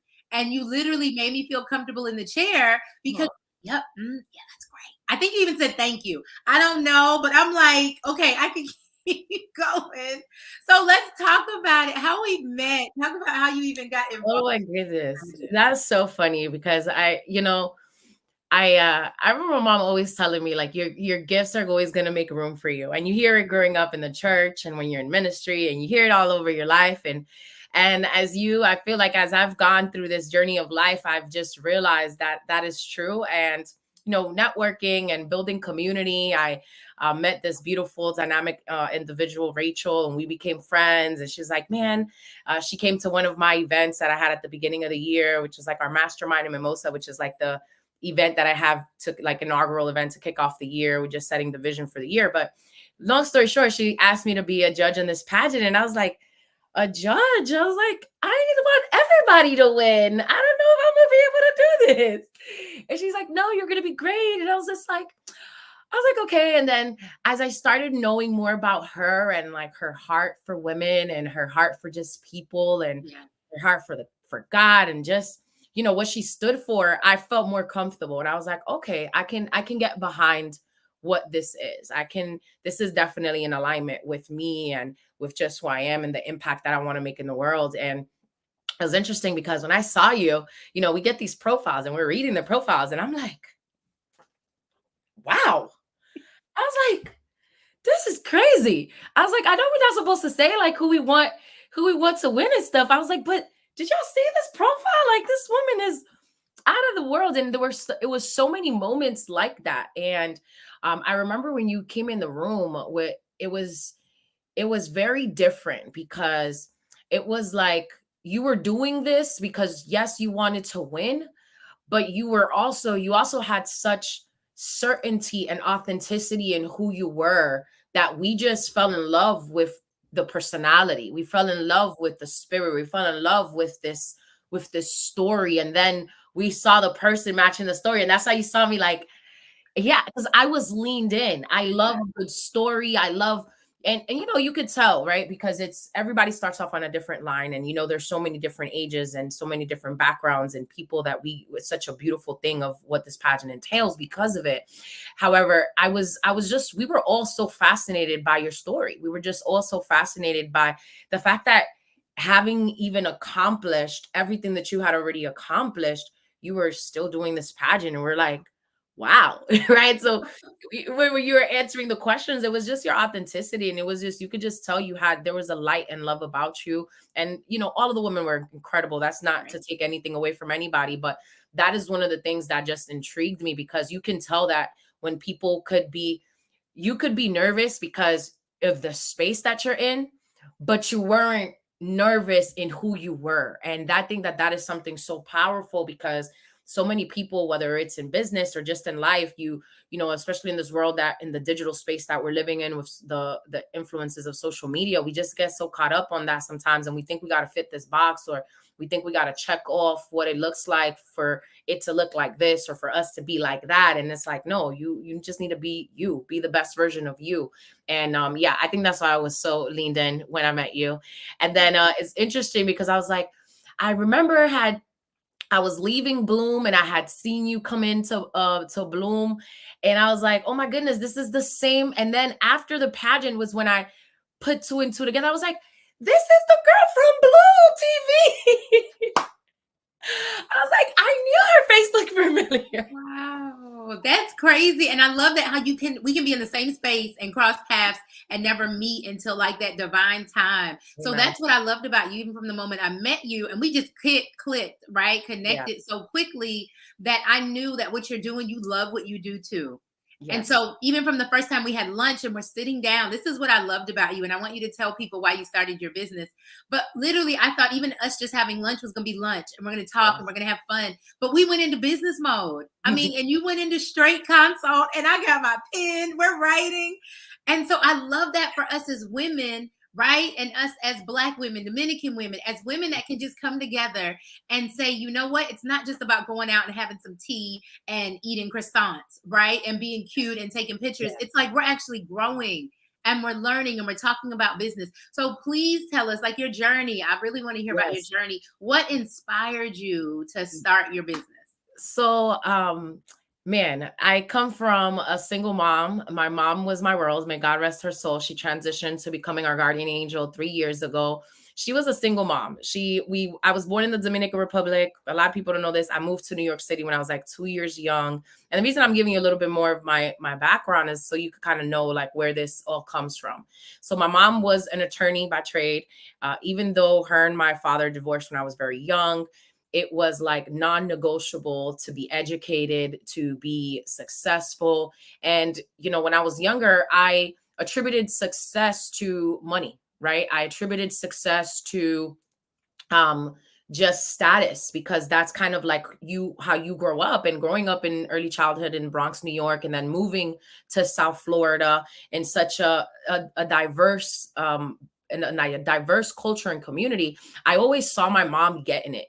She sacrificed her entire identity coming from the Dominican Republic to the United States because, you know, she had to revalidate like her law degree and things like that. So she ended up just taking work as a paralegal at my uncle's law firm in New York, and also working at the bodega. And then on the weekends would work on my aunt's salon. And I just saw her getting it. And I always saw her, and I would come home, and then, you know, as I got older, I would see her like selling things, and I didn't know what she was selling. And then one time she was selling filters, and she was selling all of these, and I just always saw her getting it. But no matter how much she was getting it, she was making sure her kids were good.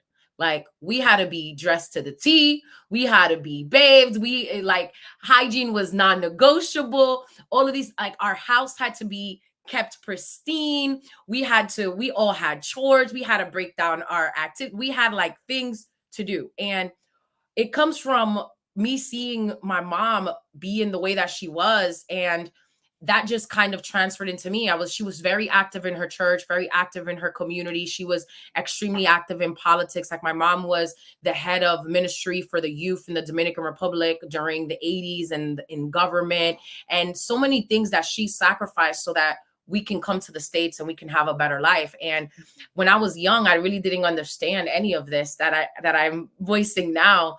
And I was just like, my goodness, she's so strict. I don't know why she's so strict. Like, I could not come home with anything other than an A. That's right. And I was just like, this is crazy for me, but it instilled in me. And then I was, you know, I went from JROTC to RTC during National Guard while I was in college and all of these things. And I got into this, and then I found myself when I was graduating college, I got into a car accident, and that kind of turned the direction of where I was in, because I was working my way through school in insurance, and I was planning on going to law school and all of these things. And I was like, all right, cool. I could do National Guard while I'm in school, and then I'm out, I'm going to this. And I had a whole plan. And then God has a funny way of things happening. And I was working in insurance at this time. And I remember one of my clients, again, the power of networking, the power of connections and building meaningful relationships, he was like, you would be really great in banking and you seem really stressed out. And mind you, I was like 21 years old.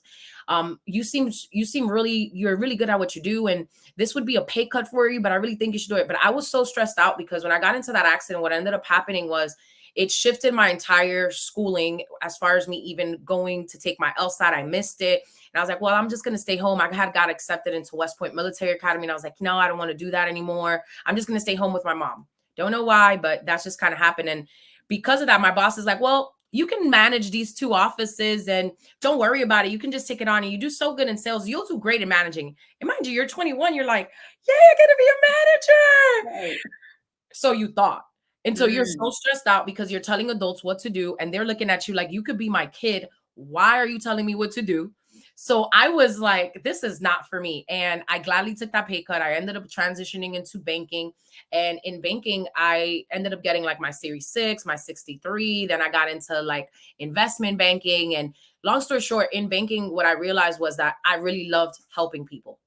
I ended up, finding my way into business banking. And then I went up into SBA lending. And then I continued going up into commercial banking. And then I realized there was a huge disparity because not only was there hardly any women, there was hardly any women of color. So I made it a point that I was like, well, I'm going to make a difference here. I'm going to learn as much as I can. But that's when I realized that I loved businesses too, that I loved being that liaison between the business owner and the bank.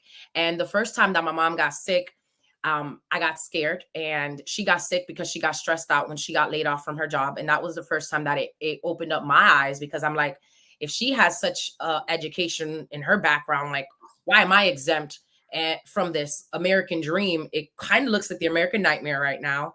And and mind you, I'm in like my late 20s at this point. I was like 27, 28 years young. And I saw my mom so stressed out. I saw her entire life change when she got laid off, and she was just sobbing and just so stressed out and so sad. And I was just like, man, God, I don't know what it is that you want me to do. And I love my career. I was like, but I need to get out of this. We need something as a family. I didn't even know what he was going to say. I said, we need something as a family that we can never, ever give anybody the permission to feed us again. Because I realized at that moment, Michelle, that I was like, I'm giving these people permission to feed us. So therefore, I'm giving them permission to starve us. What? Say that again. I'm giving them permission to feed us. So therefore, by default, I'm giving them permission to starve us. Wow. And I said, never again am I going to allow anybody that much power over our lives, because that is why we get into this, especially in our Black and Browns communities, that we get into this rut where money becomes our master instead of the servant. And we develop this relationship with the money that we think it's, I can't do this because I don't got money. I can't do that. How many people do we? And I started changing that narrative. And when I was praying for that, my friend introduced me to the world of entrepreneurship via network marketing, direct sales. And I was the girl that I tried different things since the age of 15, because I always wanted just more. I was like, I always wanted to take my mom out of the space that we were in. I was like, man, she's busting her butt as a mom of single of 3 kids. Like, we need more as a family. And I just always knew that there was something else. I just didn't know what it was. So I got blown away by this industry. I was like, wow, there's such a low barrier of entry. It was less than $400 for me to start a business. I was like, what? And, I knew that I was going to have to deal with a lot of rejection. That is like a clue. Doesn't matter what type of business you're in, whether it's direct sales, whether it's network marketing, whether it's coaching, whether it is philanthropy, whether it's manufacturing, engineering, doesn't matter. You're going to deal with some type of rejection. And I knew what was coming, and I knew the mindset of so many people that are like, oh, it's a pyramid, or it's this, or it's illegal. And I'm like, listen, my mama a lawyer, my daddy's a doctor. Me doing something illegal is kind of unlikely, but this ain't that. So maybe this works. And if it does work, my thing was, I was like, if this really does work, oh my goodness, this is going to be a vehicle. It was never the thing. It was my attitude towards what it was. And long story short, that allowed me to learn skill sets. And we built communities in the travel space that traveled around the world. Thousands of people took, that club grew to being the #1 travel and lifestyle club in the entire world. And then COVID happened. Yeah. And then COVID. Yeah, we're gonna clap though. Here we go, clap. I'm gonna take the clap because that's huge. Praise God. But then COVID happened, right? However, right before that, it was like, here's some things that I learned that were intangibles that sometimes we miss the magic of it because we're so caught up in what the mission is. And I learned so many intangible skills like leadership. I learned communication. I learned the world of personal development. I was already spiritually developing myself, but I understood at that moment that you needed personal development with spiritual development. You can't have one without the other so that you can get into your fullest potential. And I learned skill sets. I learned grit. I learned so many things that not only allowed me to build multiple six figures, earn multiple six figures in the industry of direct sales, but it also allowed me those skill sets that's why I speak the way that I speak today, right? That it allowed me so many things. And during the pandemic, while so many people in the world were pivoting, everybody was pivoting, right? I had already, because of my background of international business and finance, and especially in commercial banking, when I left the bank, a lot of my clients, they did not want me to leave the bank, right? They would still call me because, you got 2 cell phones, one from the bank and then like one your personal. But there's like some clients, some people, you still give them the other cell phone because you're like, just in case you really need me, here you go. But they kept the number. So they started calling. And I remember doing one thing for a client, and he just needed like a loan or something. And I was like, okay, well, your debt to income ratio needs to look like this. And we got to look at what your KPIs are this, and year over year, make sure you got increasing revenue trends. And it was just like little minor things that I was giving them. And they sent me a check for $5,000. And I was like, wait a minute. I was like, oh, I said, okay, maybe we could keep this. And it's just there. But because my identity, I was so focused on impacting people's lives. I was so focused on helping so many more people have access to the freedom that I had experienced because of the industry of direct sales, because of it. It allows literally anybody, doesn't matter your background, socioeconomic, doesn't matter your education, doesn't matter anything, to just win at a massive level and grow and become the best version of you. So I always wanted to be able to still help people do that, because I know not everybody was going to start at the same line, right? But I wanted so much to help more people do that's what I was putting all of my attention in. I put the business consulting pretty much on the back burner, the coaching on the back burner, and I just loved what I was doing. But I still had like 1 or 2 clients that I would help here and there that they knew they could call me for whatever, anytime. Well, when COVID happened, my mom got sick again. And like so many of the world, I was looking for certainty. I needed the best plant-based nutrition for her. One of my good friends, she had got breast cancer years ago, and we starved the cancer by changing her diet to plant-based. And I'm not here to say any cures or anything like that, right? But I was like, worked for you. Yeah. It worked for her. So I was like, well, if that worked for her, like, you could not tell me, K. Michelle, that my mom was not going to be healed. I was like, there's no way she's definitely going to, like, I know if it happened it can happen. And we had a few friends of mine that are actual business partners. We were running prayer and meditation calls every morning. We were running prayer calls in Spanish at night. It was doing the most, right? And right in that moment, as I was looking for products for her, I saw my residual income just dwindling because nobody was traveling. Right. So I'm like, well, you better pick up them skill sets that you got. And I also knew that as I'm seeing my residual go down and decrease, I was like, I got to get it, because there's nobody else that I'm going to even give the thoughts to think that they can come and be my mom's caretaker. Thank God I had my cousin and my sister that would fly in from time to time, and my brother that lived with us at the time as well. And I was like, okay, but it was me, my mom's majority caretaker. Right. Every doctor's appointment, every unplanned, everything. And I was like, well, I had a pivot. And in that moment during COVID, I didn't necessarily have the mind space for business, but I knew that there was nobody else that I was going to put my mom's life or health into. And I was like, okay, I got to get back. So I started working on things. I started working on my brand. I started rechanging a lot of things. I was like, all right, started investing in different masterminds, started investing in different classes and different things that I was just like, okay, YouTube University as well. Right. Not every mastermind was through YouTube, right? Because there's some things that you gotta invest so that you can reap what it is. So we spent thousands of dollars on different things that masterminds and different skill sets that I knew I needed to develop in my brand and in my business and in my coaching to get certified and all of these things. But and at that same time, I was still looking for these plant-based nutrition products. And during that time, because of this family-owned company, they had heard of what we had done in the travel. They're like, man, we would love to do a partnership with you guys, and just seeing how we can build the healthiest and happiest and wealthiest community that exists in the Black and brown space. And I'm still heavily involved in that, and still helping people, travel, wholesale versus retail, create experiences with the people they love, feel better, look better, while creating their own wealth portfolio. So I love that dynamic aspect of it. But as a coach, I love being able to take people from A to Z, because a lot of times that's kind of how the business birthed. And I know I'm kind of going a little over the time.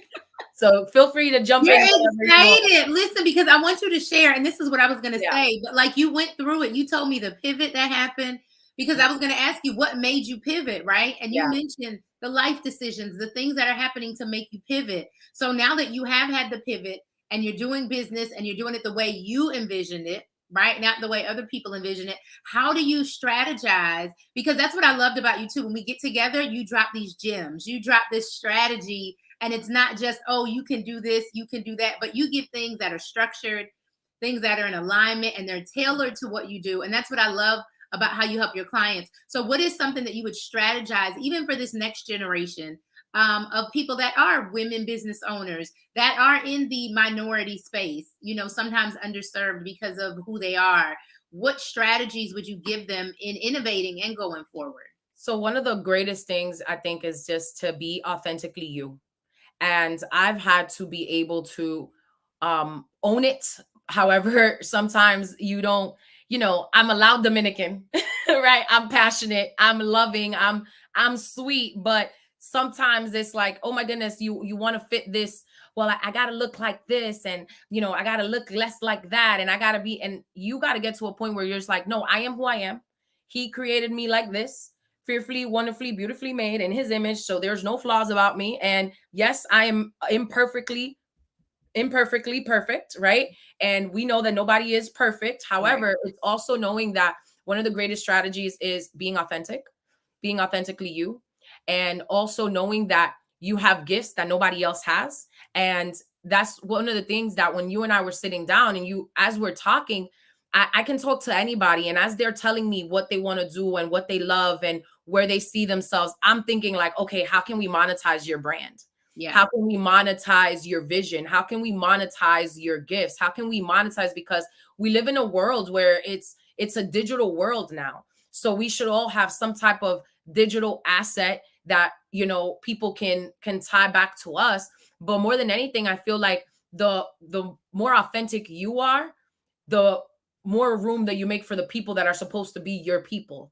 Yes. Because that is what allowed us to build an authentic relationship. And I think one of the greatest strategies that people sometimes overlook in business is authenticity and building meaningful relationships, because those relationships will open doors for you that money cannot.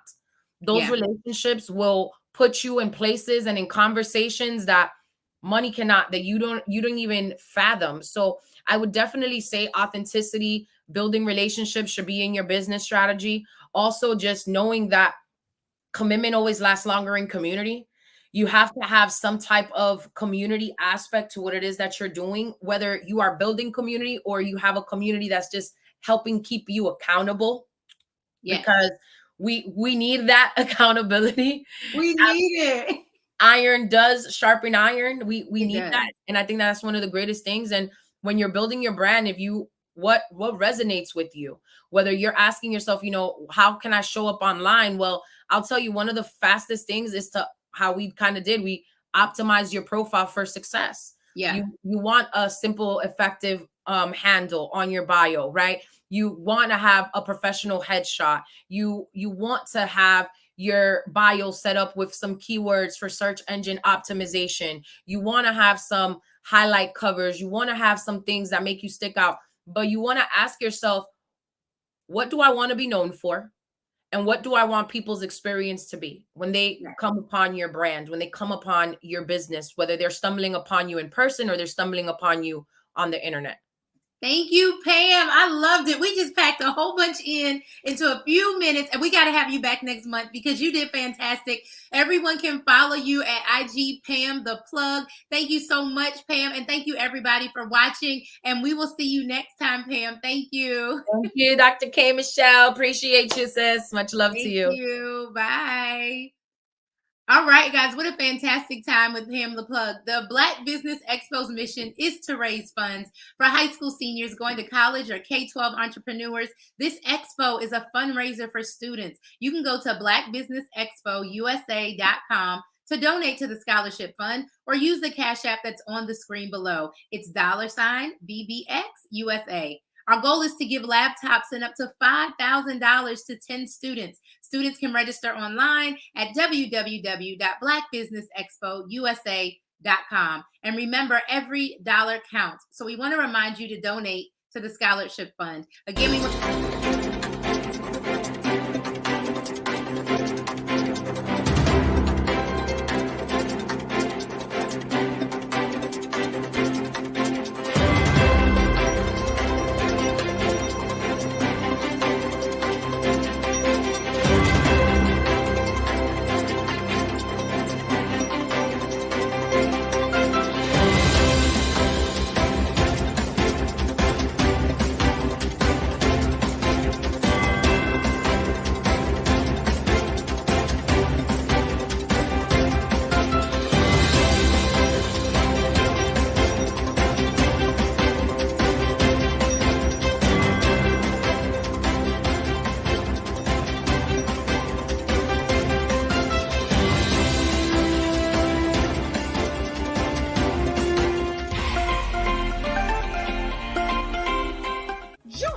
Dr. Eric Kelly III and a host of phenomenal speakers from all around the globe for this 7-day virtual event that you don't want to miss. The mission of the Black Business Expo is to raise scholarship money from kids all the way from high school, all the way from college. The Black Business Olympics is one of the largest Black business showcases in the world. It is an opportunity for businesses and companies to showcase their businesses globally. We are going to be giving away laptops up to $5,000 away to students. Again, I'm Olivia Appleberry, the founder of 2 Cents Finance and one of the speakers for the expo. I am so excited to see you there. For more info, go to www.blackbusinessexpousa.com or call 919-308-9090 and hope to see you there.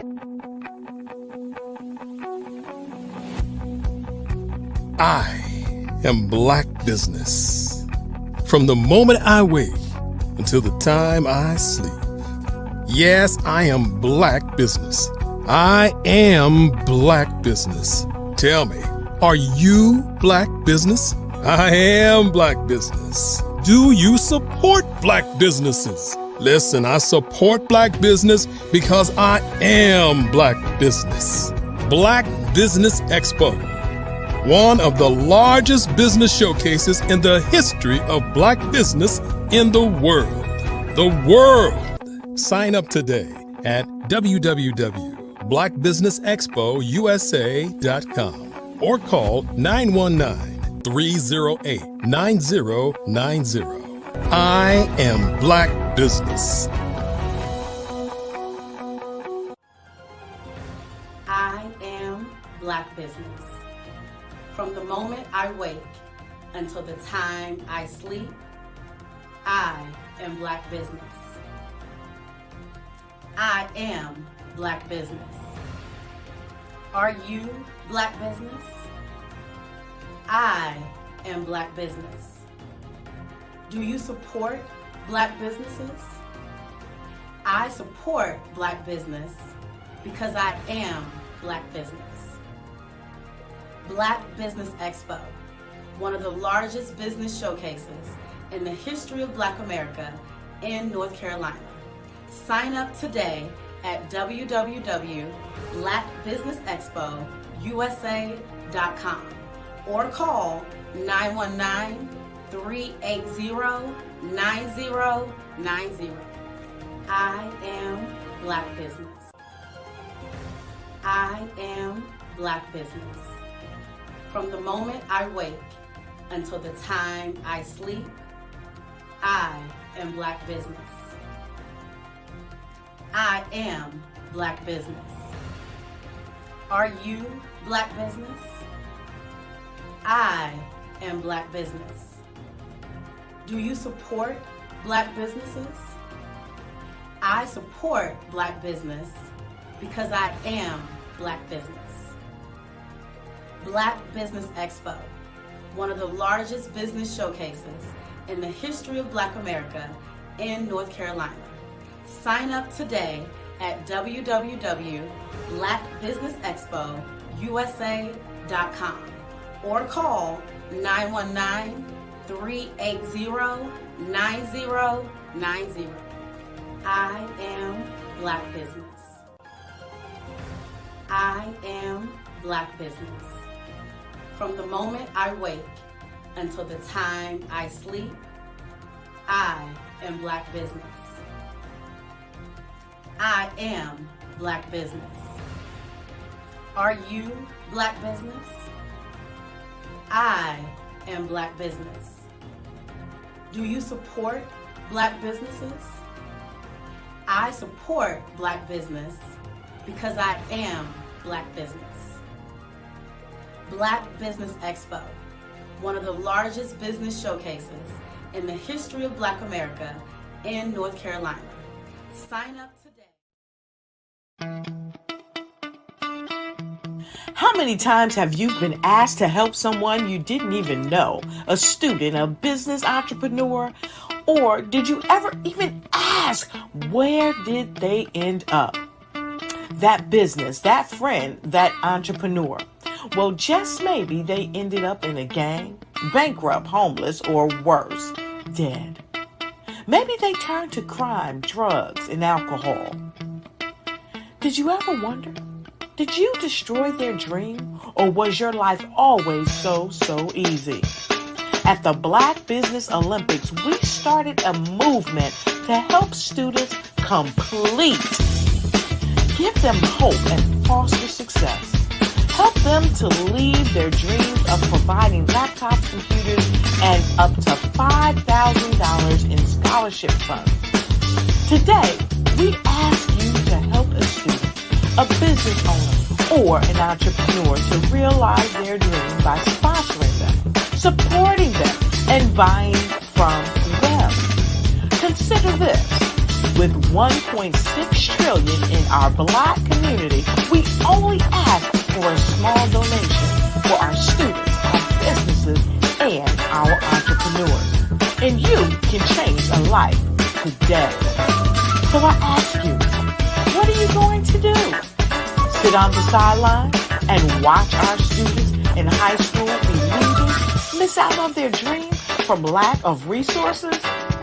Or are you going to donate to the movement and change their future and yours as well? Give us a call today at 919-308-9090. Change their life by investing with action to the Black Business Olympic Fund. The Black Business Olympics, one of the largest business showcases of Black business in the history of the world.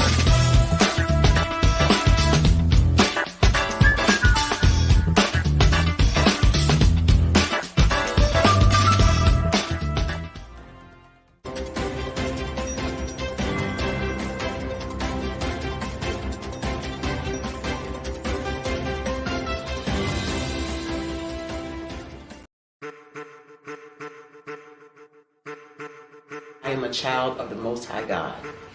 He has gifted me in ways that I could not even imagine and didn't know.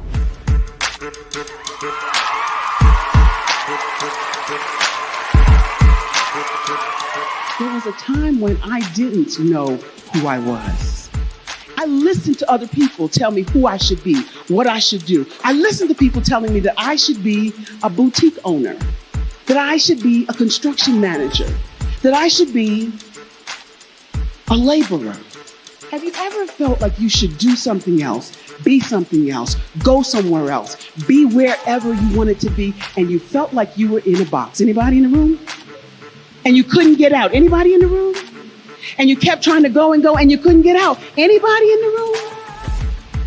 But let me tell you, you need to rock the box. Rock the box.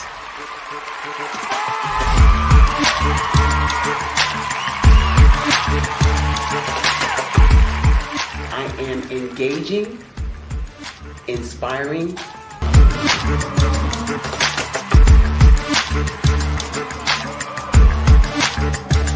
I would give you everything I know. Just by touching you, if I could, by osmosis, give you every single thing I've learned, I've gone through, I know I would. We know that's not possible, but as it is possible, I love to share information with people. Some of you out there, people have told you that you can't be, you can't have, you can't do. But I will tell you, like Kinston said, you can, you must, and you will. If it's to be, it's going to be me. You got to say it. If it's to be, it's going to be. If it's to be, it's going to be. If it's to be, it's going to be.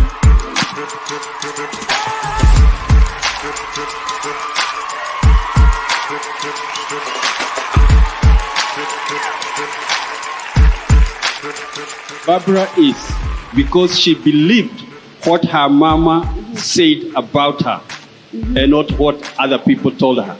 Every day you wake up, when you're in a situation, it's your choice whether it's an advantage or the disadvantage. She gained her confidence and her life, and now she is a testimony. If I can help you elevate yourself, then I feel like I'm elevating my own self as well. What you know and I know together can change the world.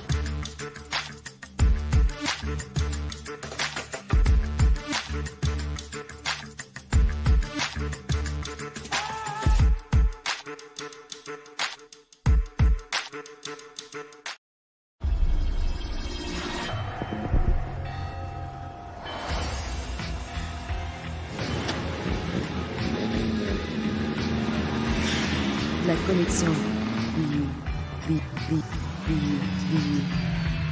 La connexion.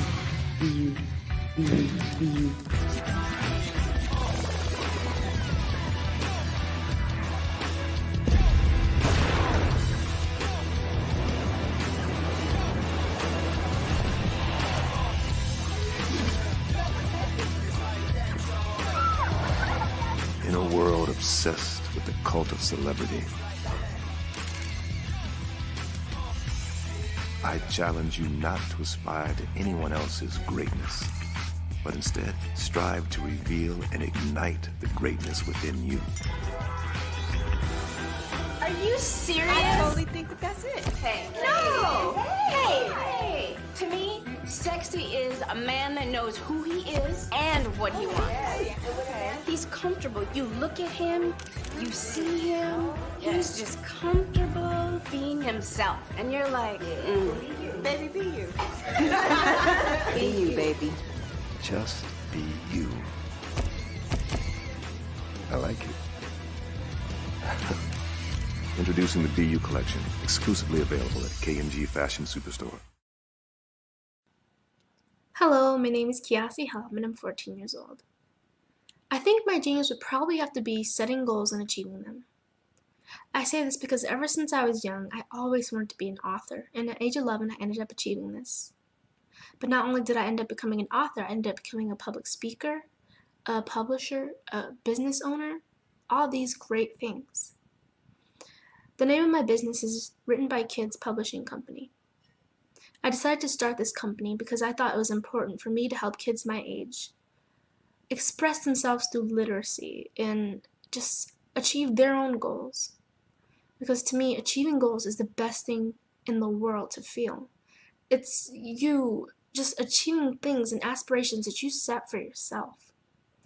And I know that everybody is capable of this because even if you don't end up achieving the goal, you still tried your best, and that's the most important thing. And everybody is capable of this because genius is common. Thank you.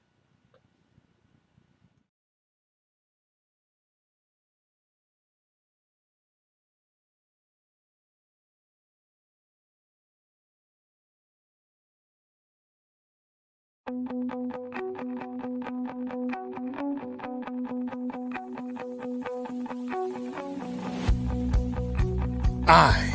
am Black Business. From the moment I wake until the time I sleep. Yes, I am Black Business. I am Black Business. Tell me, are you Black Business? I am Black Business. Do you support Black businesses? Listen, I support Black business because I am Black Business. Black Business Expo, one of the largest business showcases in the history of Black business in the world. The world! Sign up today at www.blackbusinessexpousa.com or call 919-308-9090. I am Black Business.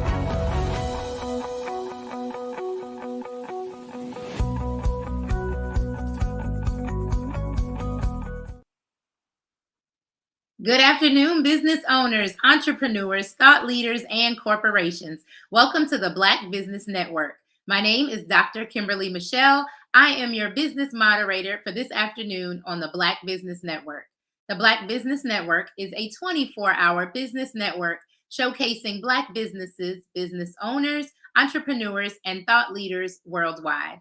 We have speakers from North Carolina, London, Singapore, Africa, Japan, and cities all over the United States. The Black Business Network is a global community sharing its business knowledge to empower, inspire, and educate businesses about business. Our first speaker is Vic Gurley Jr. Vic is a published author, thought leader, creative, and full-time father.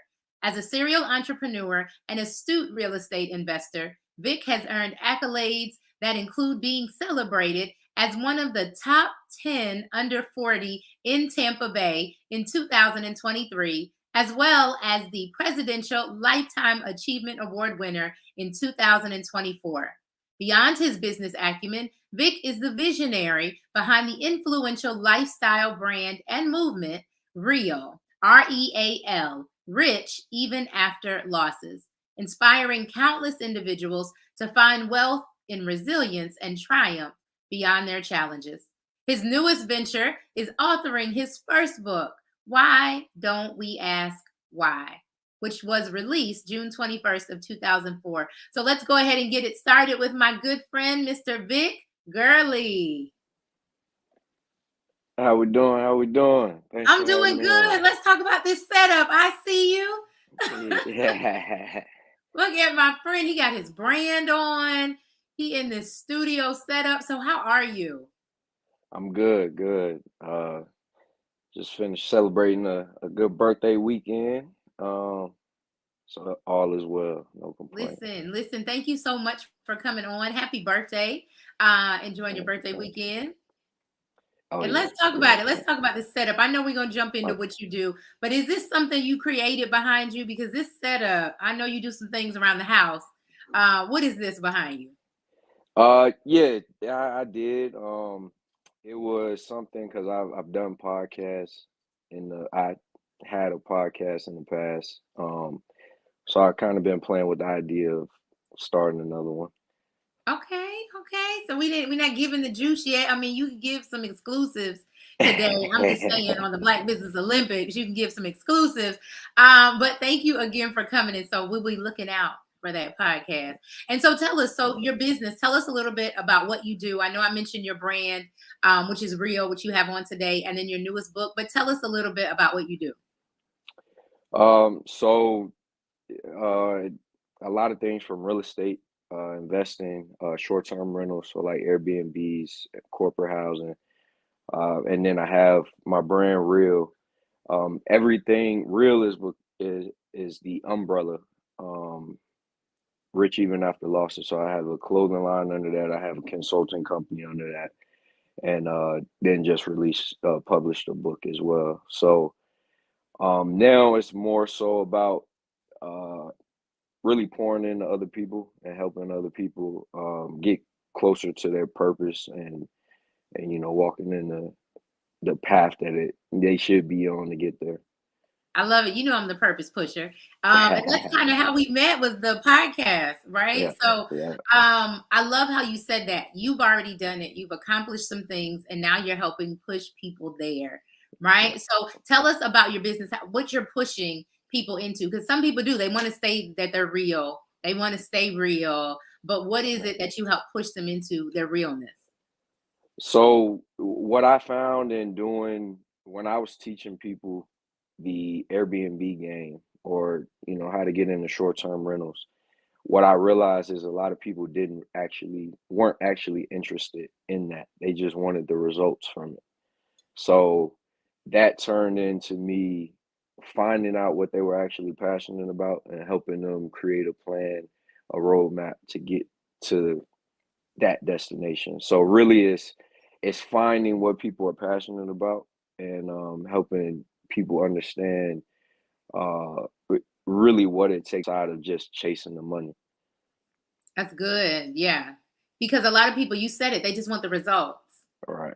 They don't really want to do what it takes to get there. They're just like, show me how to be wealthy. Mm-hmm. Right. So when Yeah. and that's, I think, another part of being real is not only am I just showing you how to do it, but I want you to be real and authentic in doing it. Because anything that you do that you're not authentic at is not going to work. All right. So do you find that with a lot of people that, like you said, you get to teaching them something and showing them something, they don't want to be authentic? Yeah. I think a lot of people are influence. There's a lot of outside influences, and that also ties into why I wrote my book as well, because we just have so many external influences, and a lot of times it's easy to get lost in those and really lose sight of what you really want to do and what really makes you happy. Right. So did you find yourself at that place? Like, was there a pivotal point for you that you had to ask yourself, why don't I ask myself why? Like your book says. Yeah, I did. When it comes to business, and when you're making money and you're able to obtain all the things that you've always wanted, you get to a point where it's like, all right, I got these things, I got all the things that I wanted, but it doesn't necessarily make me happy. So that's where it started for me, is really just evaluating what truly makes me happy. And I came to find out it's really the simple things. The luxuries were cool, but it's really the simple things that really bring peace. I love to ask, listen, I love to ask the men about it because the ladies are watching. What are the simple things, right? What are the simple things in business and in life that brings us the happiness instead of chasing the wealth or chasing the flashy things or something we think is fame? Like, what are the simple things? So an example for me is like gardening. I grow my own food in the backyard, and so I have all kinds of fruits and vegetables, and it's funny how much plants actually teach you about life. Like when you understand like the cycles of plants, what makes them thrive, what hurts them, things like that. It teaches you a lot about life. Um, so just things like that, being out in nature, and then and being with my son, like those are the things that are the simplistic things that really bring me peace. I love that. So I wanted to talk about the plants, right? I'm sure gardening got you to slow down. Uh, But then you talked about being a father. So tell us how old he is, and I'm sure you have to run after him. And first of all, shout out to you, Happy Father's Day that just passed. But, thank you, thank you. for you stepping up as and being a great father, talk about that. How gardening slows you down, but even being a father, you still have to come back and you do a lot with him. But then how do you slow down with him? Yeah. So both gardening and fatherhood really teach you patience. Wow.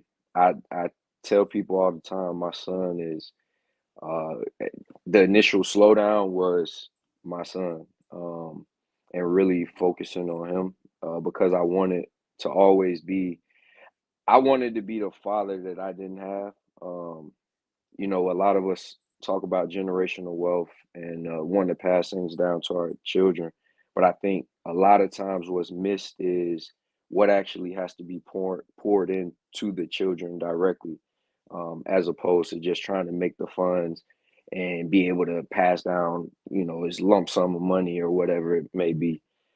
So really just focusing on those things have naturally just slowed me down, because they require patience. When with kids, you gotta teach them different things, and you gotta have patience because they're not gonna get it on the first time. And the same with gardening. You gotta have patience with plants.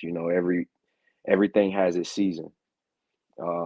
So you got to be patient with, the growth. There's some things that take 5 years to fruit that I have out there. So obviously, you got to maintain it, take care of it, nurture it until that time comes.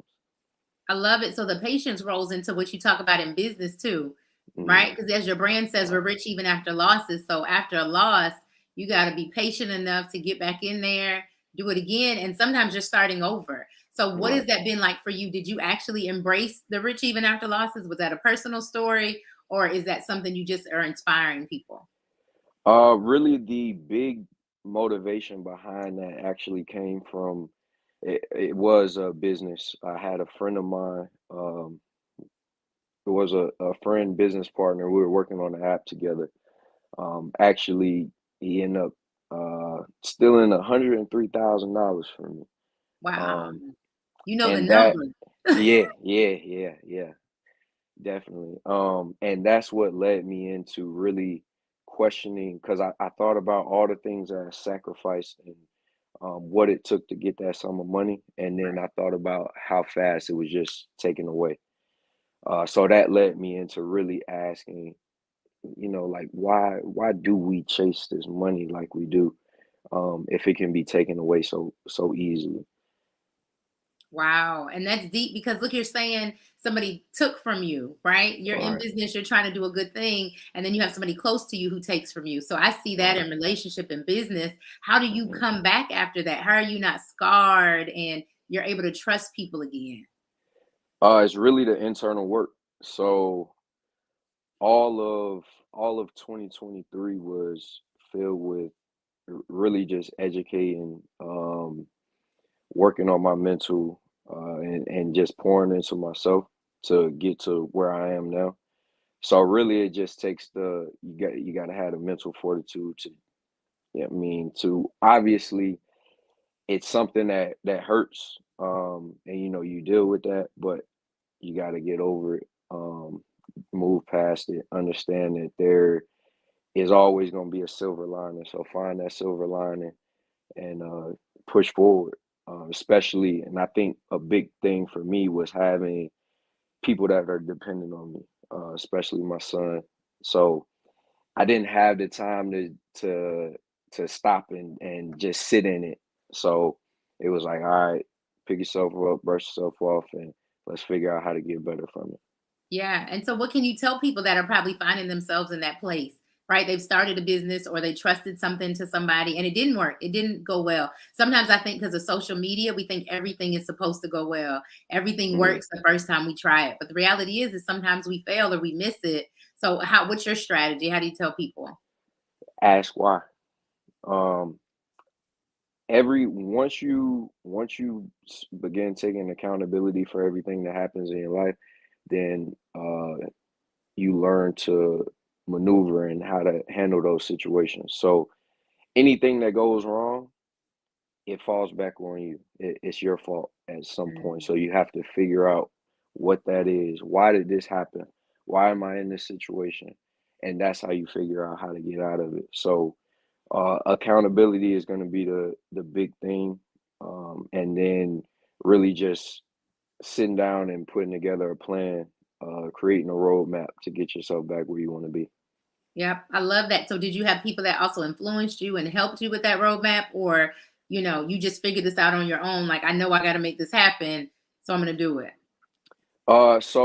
So I do have supportive friends. I think a big thing that I did too was what I consume. So the things that I listen to, the things that I watch, things that I eat, all of those things uh, change. I made adjustments in those areas, and those things changed my life, um, because the things we consume make up who we are. So, if you're listening to negative things, if you're watching negative things, and that's gonna come out, in your reality. So changing those things is really the big thing, and surrounding yourself with people that do the same. I love that because a lot of people don't want to admit, right, that they are wrong or that you just said that we're the problem. We tend to Mhm. like project on other people and see what other people did wrong in our life. And so, where did you get this mindset from? Because a lot of people may not have that mindset, right? And we ain't gonna talk about nobody, but in business, sometimes what's going on in your business is what's going on in your mind. And so, if your Yeah. business is failing, you might have some, like you said, mindset things that are not coming together. So, what gave you that fortitude to say, I need to look at me and not point the finger outward? Really the alone time. Spending the time alone is what did it. Because it's easy when things are bad to distract ourselves with different things, whether it's going out partying, drinking, whatever vices. It's easy to distract ourselves by using these different avenues. So really having the discipline to sit with yourself by yourself, and that's when you can really do the deep reflection of like, okay, these are the changes I need to make. These are the skills I need to sharpen, and really that's the easiest thing, well, for me anyway. Is just focusing on me. I love that. And does that translate also into relationships and friendships, right? Because sometimes people Mhm. don't understand that you do want to be by yourself, that you're working on you. So how did the people around you handle that? Or how did you even enter meeting in new people, introducing yourself to new people, that this is really a time for me to work on me? Yeah. So it really changes the so gaining knowledge and more knowledge and awareness. You can't unsee the things that you learn. So to be honest, a lot of the more you learn, the less I feel like uh the less people you can converse with. Right. So because you can have conversations with people that just want to speak, I'll say, in terms of what you came from, but where you're at now doesn't really align with that, so it's hard to have those conversations. So I think that really that's a big thing, and that's something to expect, when going through that journey of, really pouring into yourself, is understanding that a lot of people that you have in your life now may not be around. So you have to embrace, finding those new communities and new circles. Yeah. And I love that. That's what we've been talking about today, is about elevating, right? Mhm. So if you want to elevate your life, elevate your business, elevate what's going on around you, you got to realize some people can't go. It's like taking that Yeah. elevator up to the next level. Everybody can't go, right? Or they didn't get the Right. pass to be able to Yeah. go to those next levels. Some things have to be restricted. And I think oftentimes we just want to open everything up for everybody, Right. right? So in growing your business, what are some ways that you can elevate and tell people to elevate? What are some things that have worked for you? Really studying. So if you have a goal in mind, or you have somewhere that you want to be, study the people that have done it. So, um, there's always going to be somebody that's done what you're trying to do. So study their habits, study, the pitfalls, the things that they didn't do well, the things that they did do well, study their leadership habits, and then reading. So, uh, reading books is that can change your life. I mean, in itself, reading the right books. So really just doing those things and just continuing to pour in yourself, and always be a student. Understand that you'll never know there's always more to learn. So always be a student. And as long as you maintain those things, your business will grow naturally. I love it. Again, you're dropping gems like when I first met you at the podcast, right? So you have Mhm. the things to say that it's just little simple tweaks and things we can do in our life, like read a book. Mhm. Right? There are little Mhm. things you can do, because some people may say, I don't have enough money, or I can't afford to do this in my business. No, but if you just read a book, right? You can go on Yeah. Kindle, you can go on Amazon and just read a book. Like you have a new book out. So Yeah. tell me a little bit about your book. Even first, tell me what book you're reading. And then let's jump into your book. So a good one that is how to read people. Read People Like a Book by Patrick King. Ooh. Psychology is very important in everything. And when I say everything, I mean everything from your friendships, your intimate relationships, relationships with your children, business, and understanding, how to cater to your customer. So read People Like a Book by Patrick King is definitely a good one. And then my book, Why Don't We Ask Why, it's a fiction story written from perspective of three characters: a man, an elephant, and an apple tree. So the idea behind that is to help the readers get back on track to their purpose and self-discovery. So starting from the simplest, the apple tree. When an apple tree is planted, its only purpose is to produce apples. So no matter what influences are around it, it's not going to produce oranges, lemons, only apples. So as we get more complex, we have those outside influences. For sure. We have That those outside influences. Go yeah, ahead. You were telling me about the outside influences. yeah, yeah. So the idea is to find the whys in each of our lives, and that will help us better understand, how to get back to our purpose. I love that. So that's really what we start. That's how we get back to our purpose, is to ask the why. Yeah. Why were you created? Were you created to be an apple tree? I love telling people that seasons are different also, right? Yeah. So if you're a mango tree or whatever tree, but it's your winter and you're not producing, it doesn't mean that you are not that. It just means you're not producing in that season. Right. So what can you tell people that are trying to find their purpose and are saying, well, I think I'm an apple tree, or I think I am, a mango tree. How do I become confident in who I am no matter what comes my way? Really simplify it, and there's a lot of unlearning that we have to do uh in the society we live in. We're taught, and a lot of different things, constructs are pushed on us.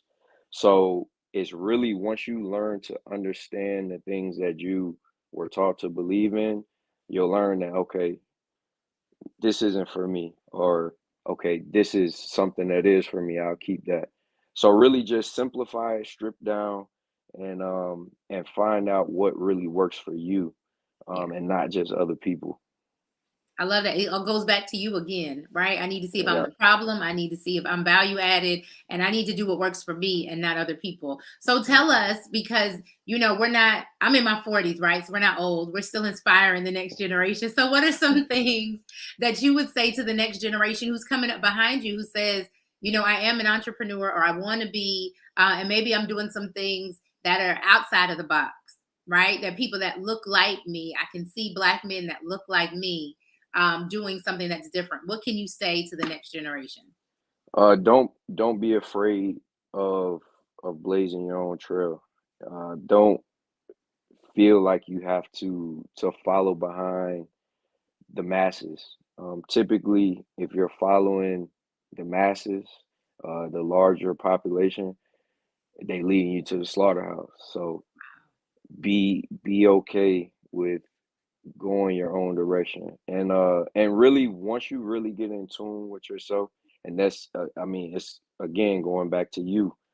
Once you really get in tune with yourself and what you need, then you'll be able to feel, you know, things that, okay, I shouldn't go this direction. All right, I need to go over here. You'll be able to feel it.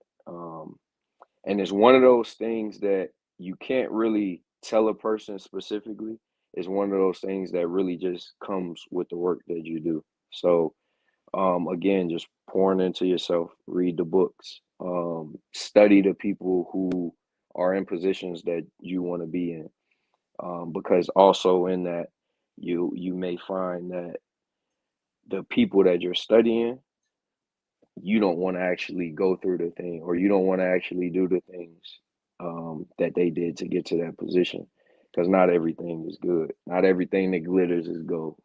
Oh, that's good. We could jump on that because people see things and they think they want it, or they put hashtag goals. Like that's one of the Right. biggest things I'm just against on Facebook or social media is we put hashtag Yeah. goals on people we don't know, on whatever it took for them to get there, and we don't know what it took Uh, for them to get there. We don't know what it took for them to maintain it. yeah. Right. So I think we have to be so mindful of when we say goals until we know what it took. So even what would you say to people? Because I kind of heard that in there. Maybe they're looking for mentors or they want to reach out to somebody who has done what they've done. What do you recommend to somebody who says, I think I should reach out or I might want a mentor? What would you say? Uh, track records. Pay attention to how long they've been doing it. And their pitfalls. A lot of people hide or conceal their failures. Yeah. Especially with social media, all you see is people's wins. But you need to find somebody who's willing to share the losses with you, the things that, the pitfalls that they experience. So that way, one, you can learn from their mistakes, but Mhm. also, that they're battle tested. Um, your mentor needs to be battle tested, Yeah. because if they haven't been through any adversity, then they probably can't help you get to where you're trying to go. I love that. I always tell people, like even a coach and a mentor, so you got to know the difference between the people Mhm. that you want them to be, because then you get upset when they show up incorrectly, Right. right? Like even coaches will get in your life and they'll kind of tell you what to do, tell you to play. But a mentor gets in the fire with you. And I love how you said Mhm. that battle tested, because a lot of times we just want to go off of somebody's book knowledge on something. Yeah. But I want a mentor who has been through it, who has made those 6, 7 figures to tell me how to make it. Right. We don't have Yeah. time. Yeah. I think like RJ said earlier, to try to train and grow. Right. We got Right. to get somebody who may already be there. So what do you want to leave? I know you've been so successful in the business world and all the things that you do. What is something you want to leave in this business world? What mark do you want to make? I would say really the mentality. It really the simplicity behind it. So it's good, obviously everybody wants to make money. Everybody wants to be successful in business, and that's great. But don't get so caught up in it to where you lose sight of the things that are actually important. If you're trying to establish generational wealth, you really have to study those who have, and it's a lot more than just working all the time. And I had to learn that. So really, it's the mentality, and I think that mentality, the correct mentality, has been lost, because you have a lot of people that are just saying hustle, hustle, hustle, grind, grind, grind all the Right. time, and that's not the answer. I know that from experience. So really, just having the mentality and the discipline for when you make the money, what to do with it, and really how to shape your life to where you can maintain it and you can still live peacefully. Yeah. And I love that you touched on it a little bit. Tell us before we go to what was that area where you feel like I almost made this wrong decision to go this way and I had to find balance. What was that? Uh, making the money. It started, you know, I want to make 6 figures. Then it's like I want to make 7 figures. Then it's like, all right, now I want to make 8 figures. And to do all of these things, of course, you have to work harder. It takes once you make money, once making money isn't hard. Right. So that's not the hard part. The part that becomes challenging is maintaining what you built and maintaining your lifestyle. And your lifestyle is the people that are around you. Your peace, your inner peace.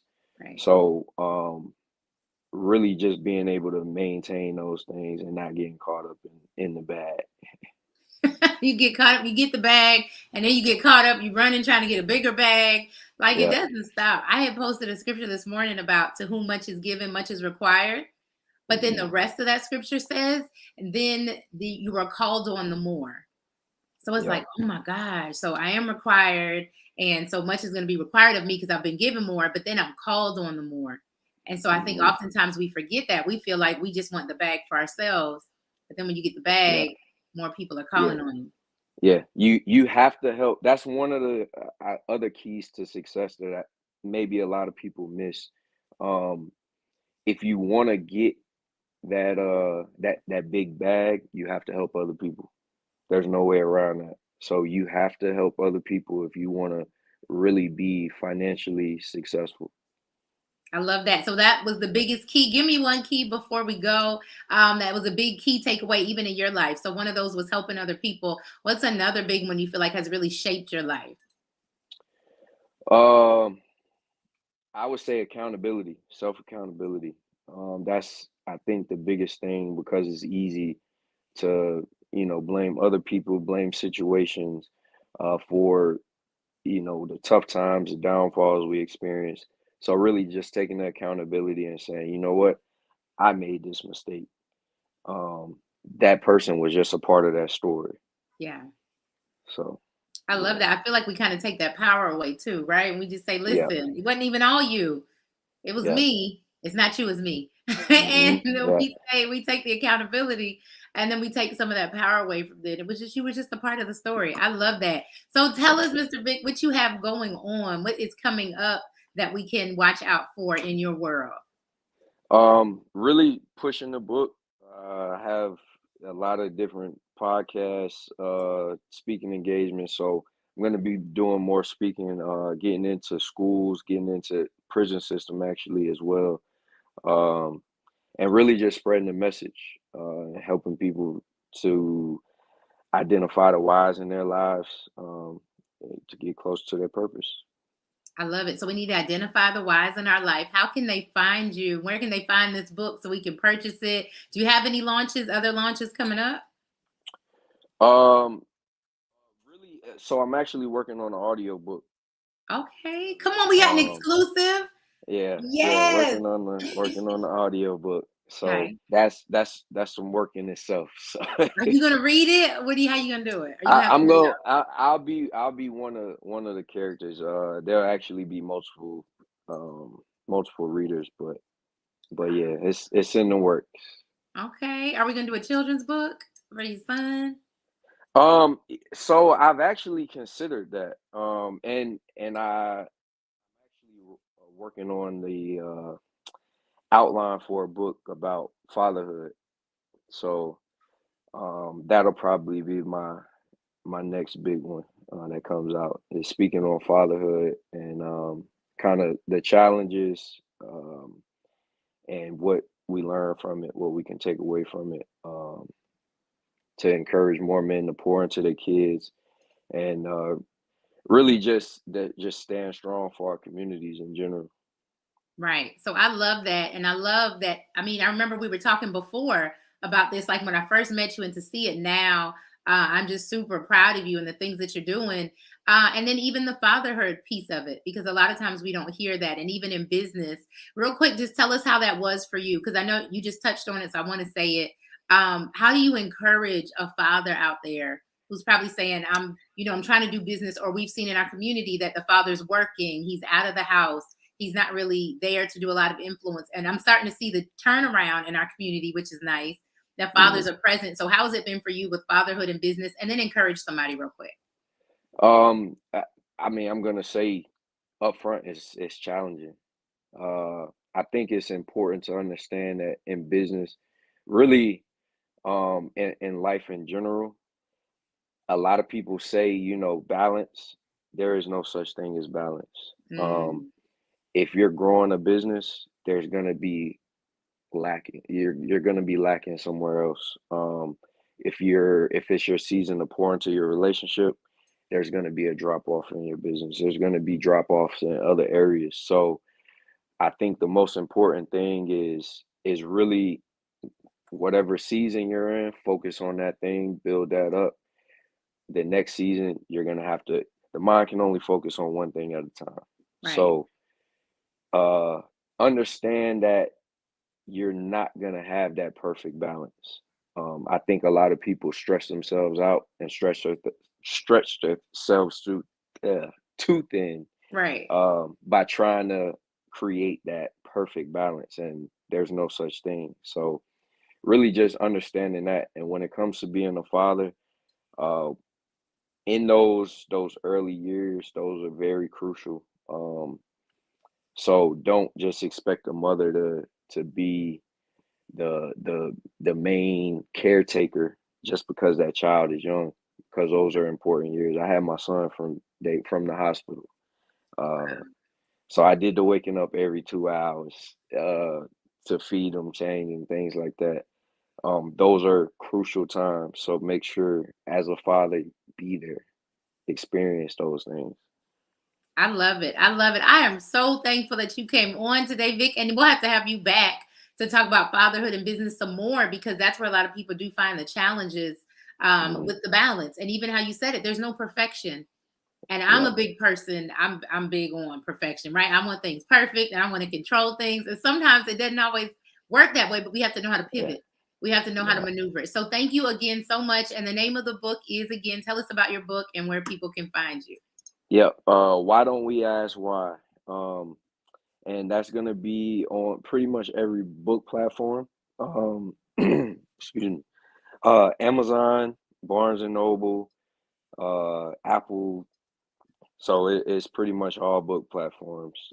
So you can Google it. You can go straight to Amazon. You know, if you got Prime, get it on Prime. So Get yeah. early. Yeah. Get on Prime. And then the t-shirts, the apparel. You have the sweatshirts. I have my own t-shirt. I didn't wear it today, y'all, but I have pink and the white one with the heart. So Rich Even After Losses. Where can we find this apparel? Yep. So realclothing.io is the website for that. We have t-shirts, hoodies, yoga sets for women, and then also sunglasses.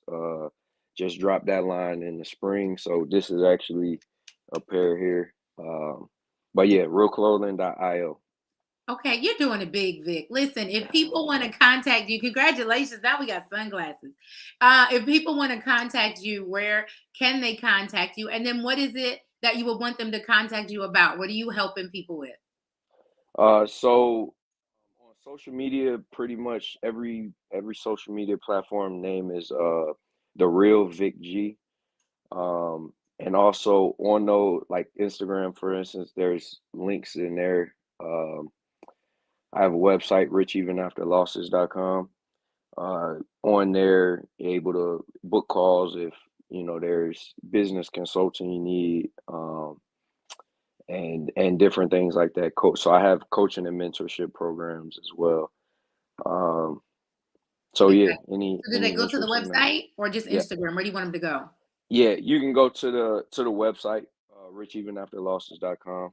If you're on Instagram, that link is also in my bio there. Okay, because I know the people are asking on this Black Business Olympics. Richevenafterlosses.com. Make sure you guys check out Big Girly. Make sure you purchase the book and the apparel so you can wear them both. And then make sure you tag him so we can see it. Again, Vic, thank you so much. And thank you for being an awesome dad and entrepreneur and author. We are so very proud of you. And we'll talk to you soon. All right. Thank you. Thanks Thank for having you. me. Bye. All right, bye-bye. All right. The Black Business Expo's mission is to raise funds for high school seniors going to college or K-12 entrepreneurs. This expo is a fundraiser for students. You may go to www.blackbusinessexpousa.com to donate to the scholarship fund or use the Cash App that's on the screen below. $BBX USA. Our goal is to give laptops and up to $5,000 to 10 students. Students can register online at www.blackbusinessexpousa.com. Every dollar counts. So we want to remind you to donate to the scholarship fund. We also want to thank our Black Business Expo USA sponsors for June 2024. NC 100, Moody Capital Partners, Suede Soul, 5-Star BDM Media, Lotus Rich Coaching and Training, Carolina, Virginia Minority Supplier Development Council, Step Management, Hello LLC, BHS and Associates, Margie McLean Foundation Incorporated, Genius is Common, Earth Essentials, Mullane Shawnee Global, Executive Women's Success Institute, The Quality Coaching Company, Superwoman Business Services, Creative Force Studios, Lee Entertainment, Artistic App Design, Miracle Recruiting, Creative Concepts Production, and Black Business Expo USA. Remember, I am Black Business, and I'll see you on the other side.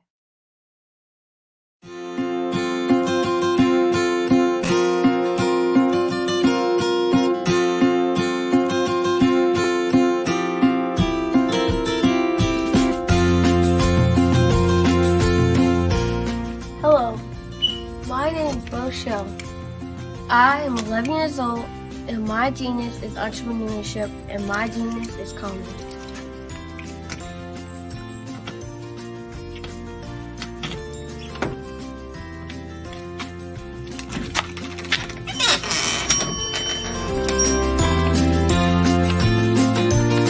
I have been hard at work, and my genius since the age of 8 when I asked my parents to buy me an ice cream cart for my 8th birthday. Why?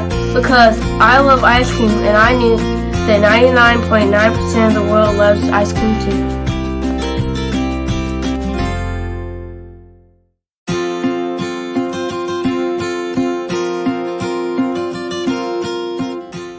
I started my business because I wanted to make my own money, give to my school's missionary, help my family, and buy my own toys.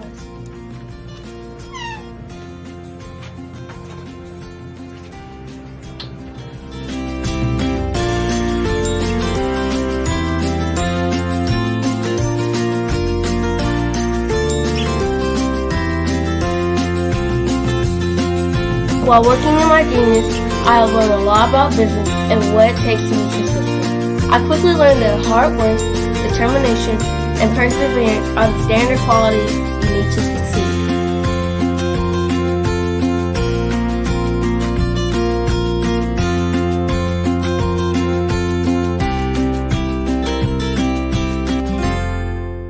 However, in my 4 years as a business owner, I have learned things that you can't learn from a book, like the true meaning of customer service.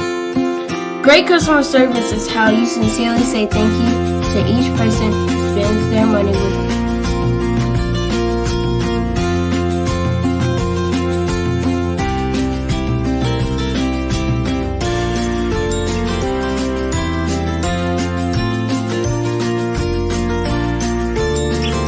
I have learned that there are more people praying for me to succeed than those who are not. I have learned that people are always watching and are expecting great things from me. I can't imagine letting them down.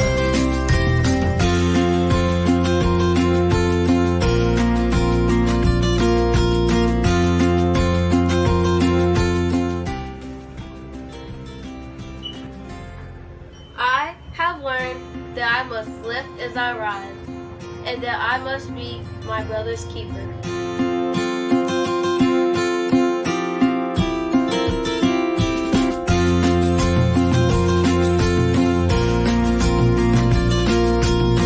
I have learned that it is very important to give back to the people, the causes, and the community where I live. I have also learned that once I become a billionaire, I will be well on my way to becoming a billionaire and to changing the world by providing jobs and opportunities to others.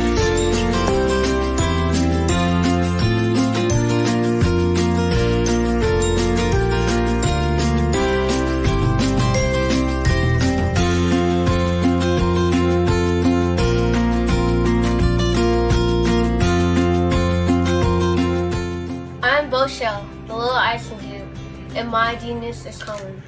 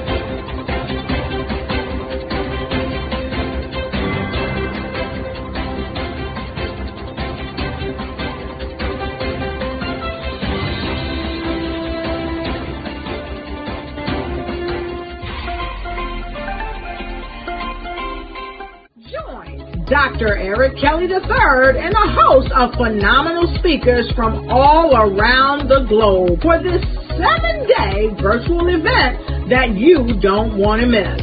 The mission of the Black Business Expo is to raise scholarship money from kids all the way from high school, all the way from college. The Black Business Olympics is one of the largest Black business showcases in the world. It is an opportunity for businesses and companies to showcase their businesses globally. We are going to be giving away laptops up to $5,000 away to students. Again, I'm Olivia Appleberry, the founder of 2 Cents Finance and one of the speakers for the expo. I am so excited to see you there. For more info, go to www.blackbusinessexpousa.com or call 919-308-9090 and hope to see you there. I am Black Business. From the moment I wake until the time I sleep. Yes, I am Black Business. I am Black Business. Tell me, are you Black Business? I am Black Business. Do you support Black businesses? Listen, I support Black business because I am Black Business. Black Business Expo, one of the largest business showcases in the history of Black business in the world. The world! Sign up today at www.blackbusinessexpousa.com or call 919-308-9090. I am Black Business. I am Black Business. From the moment I wake until the time I sleep, I am Black Business. I am Black Business. Are you Black Business? I am Black Business. Do you support Black businesses? I support Black business because I am Black Business. Black Business Expo, one of the largest business showcases in the history of Black America in North Carolina. Sign up today at www.blackbusinessexpousa.com or call 919-380-9090. I am Black Business. I am Black Business. From the moment I wake until the time I sleep, I am Black Business. I am Black Business. Are you Black Business? I am Black Business. Do you support Black businesses? I support Black business because I am Black Business. Black Business Expo, one of the largest business showcases in the history of Black America in North Carolina. Sign up today at www.blackbusinessexpousa.com or call 919-380-9090. I am Black Business. I am Black Business. From the moment I wake until the time I sleep, I am Black Business. I am Black Business. Are you Black Business? I am Black Business. Do you support Black businesses? I support Black business because I am Black Business. Black Business Expo, one of the largest business showcases in the history of Black America in North Carolina. Sign up today at www.blackbusinessexpousa.com or call 919-380-9090. I am Black Business. Dr. Eric Kelly III, and a host of phenomenal speakers from all around the globe for this 7-day virtual event that you don't want to miss. The mission of the Black Business Expo is to raise scholarship money from kids all the way from high school, all the way from college. The Black Business Olympics is one of the largest Black business showcases in the world. It is an opportunity for businesses and companies to showcase their businesses globally. We are going to be giving away laptops up to $5,000 away to students. Again, I'm Olivia Appleberry, the founder of 2 Cents Finance and one of the speakers for the expo. I am so excited to see you there. For more info, go to www.blackbusinessexpousa.com or call 919-308-9090 and hope to see you there.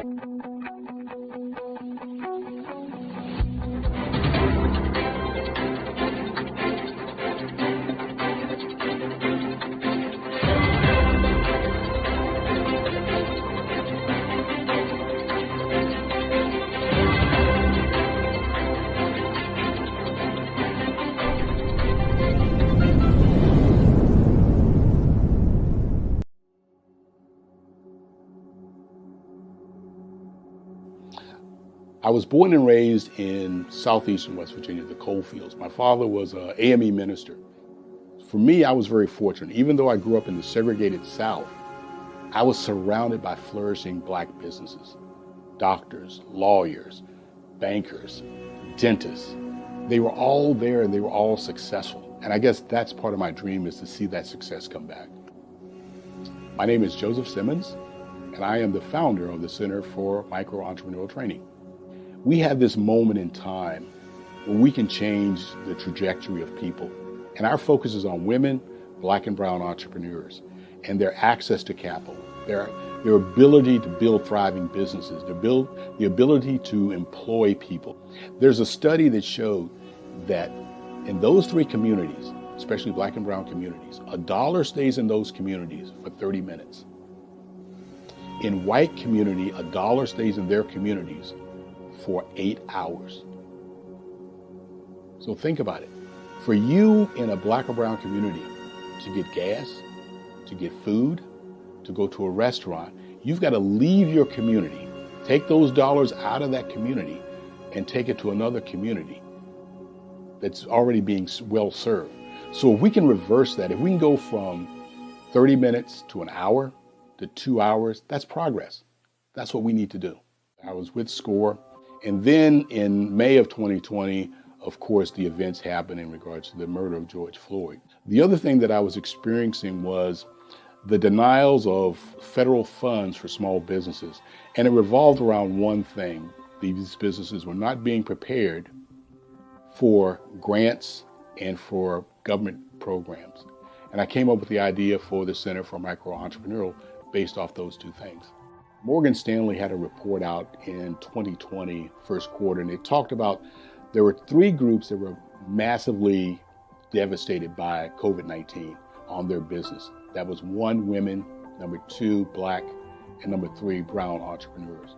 The research showed that they had less cash on hand, they had less opportunity to go into a bank and get money, and they were very dependent on family and friends to keep their business up and running. If we can focus on those 3 groups, then we can have a dramatic impact on our communities. Really, the focus is on 3 areas. And those 3 areas are 1, the people, number 2, the courses, and number 3, a support network. Here at CMAT, we will provide you with the fundamentals for generational success. And you will be creating a vibrant community by attending our 5-day immersive training course.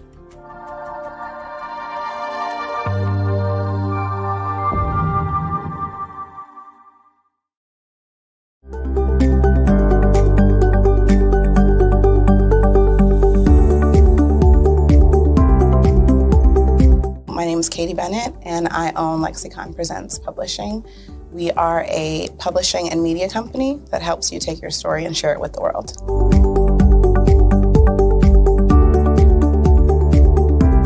for a while, I just had my family telling me to just hang it up, get over it, you know, and I had no support. And it was in your program that I really understood the necessity for having that help, having that support. And so now I actually feel like a CEO as we scale, as our clientele changes, as my company is opening doors for other people to, you know, take care of their families. It's just completely changed from just a mom who was publishing books.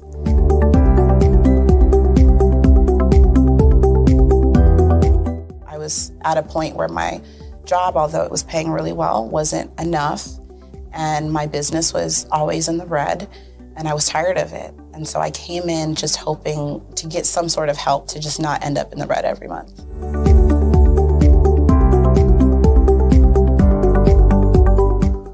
Ooh, wow. Okay, so there was one in particular, I cannot remember his name, but he asked me, he said, why are you in business? And I told him that I wanted to make a difference and I want to help my community. And he let me ramble on for a while.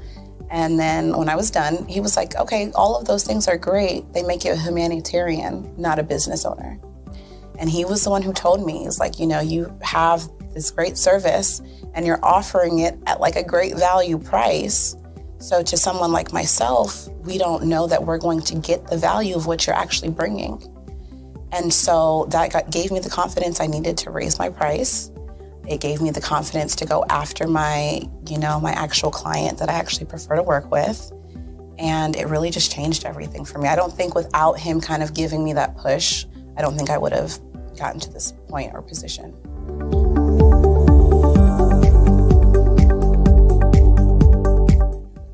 Wow, the benefits is just having a coach that holds you accountable. They set goals with you. That's been my favorite part. She has amazing experience, you know, and so she brings her strategies and her ideas, and she helped me narrow down, what services I actually wanted to offer, how I could actually continue to offer it, how many clients at one time could I have. All of the information that she's given has just really transformed my entire company. And so I know I would have never gotten to where I am today and having some of these partnerships that I'm, having now without her help.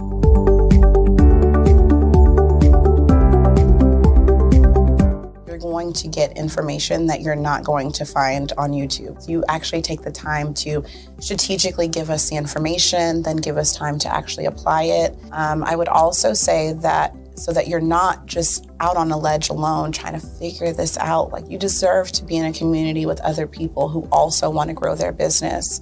And then finally, the biggest thing I think I took away from CMET was that I had a whole office in Longwood, I still do, and at the time I had not paid my business tax receipt. I didn't know that was something you had to do. So that was like one of the first couple days of information, and I'm like, oh my gosh, let me go get that together right now. So I'm really glad that, CMET was there for myself, and anybody else who has the opportunity, they need to do it.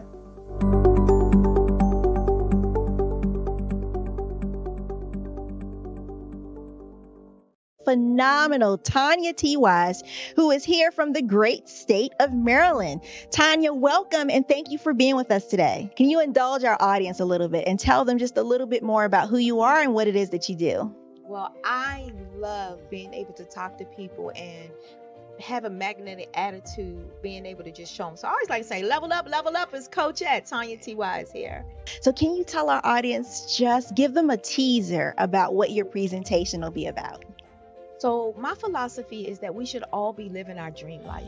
So tomorrow I'm going to talk about how you start living your dream life. What are some of the things that you thought about in your childhood that you just kind of let go and dormant? Wow. And I want to reignite that and just give you some pointers and some tips, some tools, some strategies to be able to start living your best life now. And guess what, Wanda? And leave an inheritance for your legacy. Oh my goodness. Okay, I know that's resonating with a lot of people. I've heard that you have a dynamic coaching program. Can you tell us a little bit more about that? Absolutely. So our coaching program help people that have the lack of time, that lack strategies, and lack the confidence to go after their dream life. So we help them implement tools, we help them implement strategies, as well as give them resources so that they can live their best life now and leave that inheritance. Wow. Oh, I love that. I love the leave the inheritance part. Listen, you are dropping some major nuggets, and I know a lot of what you're saying is resonating with a lot of people, but I think we're all curious. How did you even make this transition into the speaking and coaching arena? What's the story behind this? So I started out in finance, and I realized that a lot of people don't necessarily go after their dream life because of the lack of finances or the education behind finances. But it wasn't until I lost my firstborn, my only son, that life changed for me. And where I was going after it all, living the corporate life, hit my 6-figure income and living in my dream house with my dream man, driving my dream car. I nearly lost it all when I lost my son. And so I realized it only takes one financial catastrophe that can change your entire life. That's what made me start All New Beginnings. Because no matter what's going on in life, there's a new beginning. And because of that, we develop a program called Wise Minded. My little slogan is, don't just dream it, let's live it. If they want to connect with you or work with you, what is the best ways for them to be able to do that? Well, for my social media guru, you can connect with me on every single social media platform as Tanya T. Wise.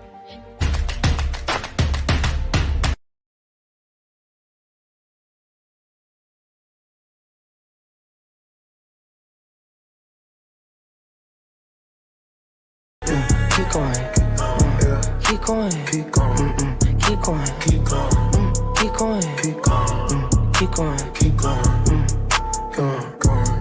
keep going, keep going. I guess I'm spinning, double cup I'm leaning. Southwest Texas. Guess I'm spinning, double cup I'm leaning. Need you to lean in. She wanna come this way, heat it up microwave, heat it up wait. She wanna ride my way, she wanna come this way, she wanna. Oh, it's how you feeling tonight. Oh, it's how you feeling tonight. I guess I'm.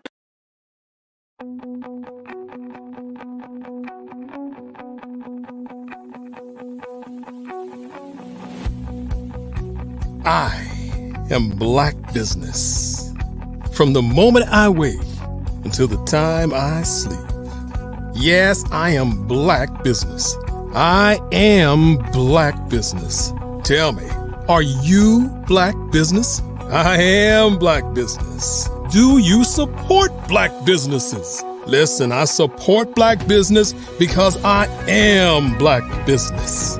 Black Business Expo, one of the largest business showcases in the history of Black business in the world. The world!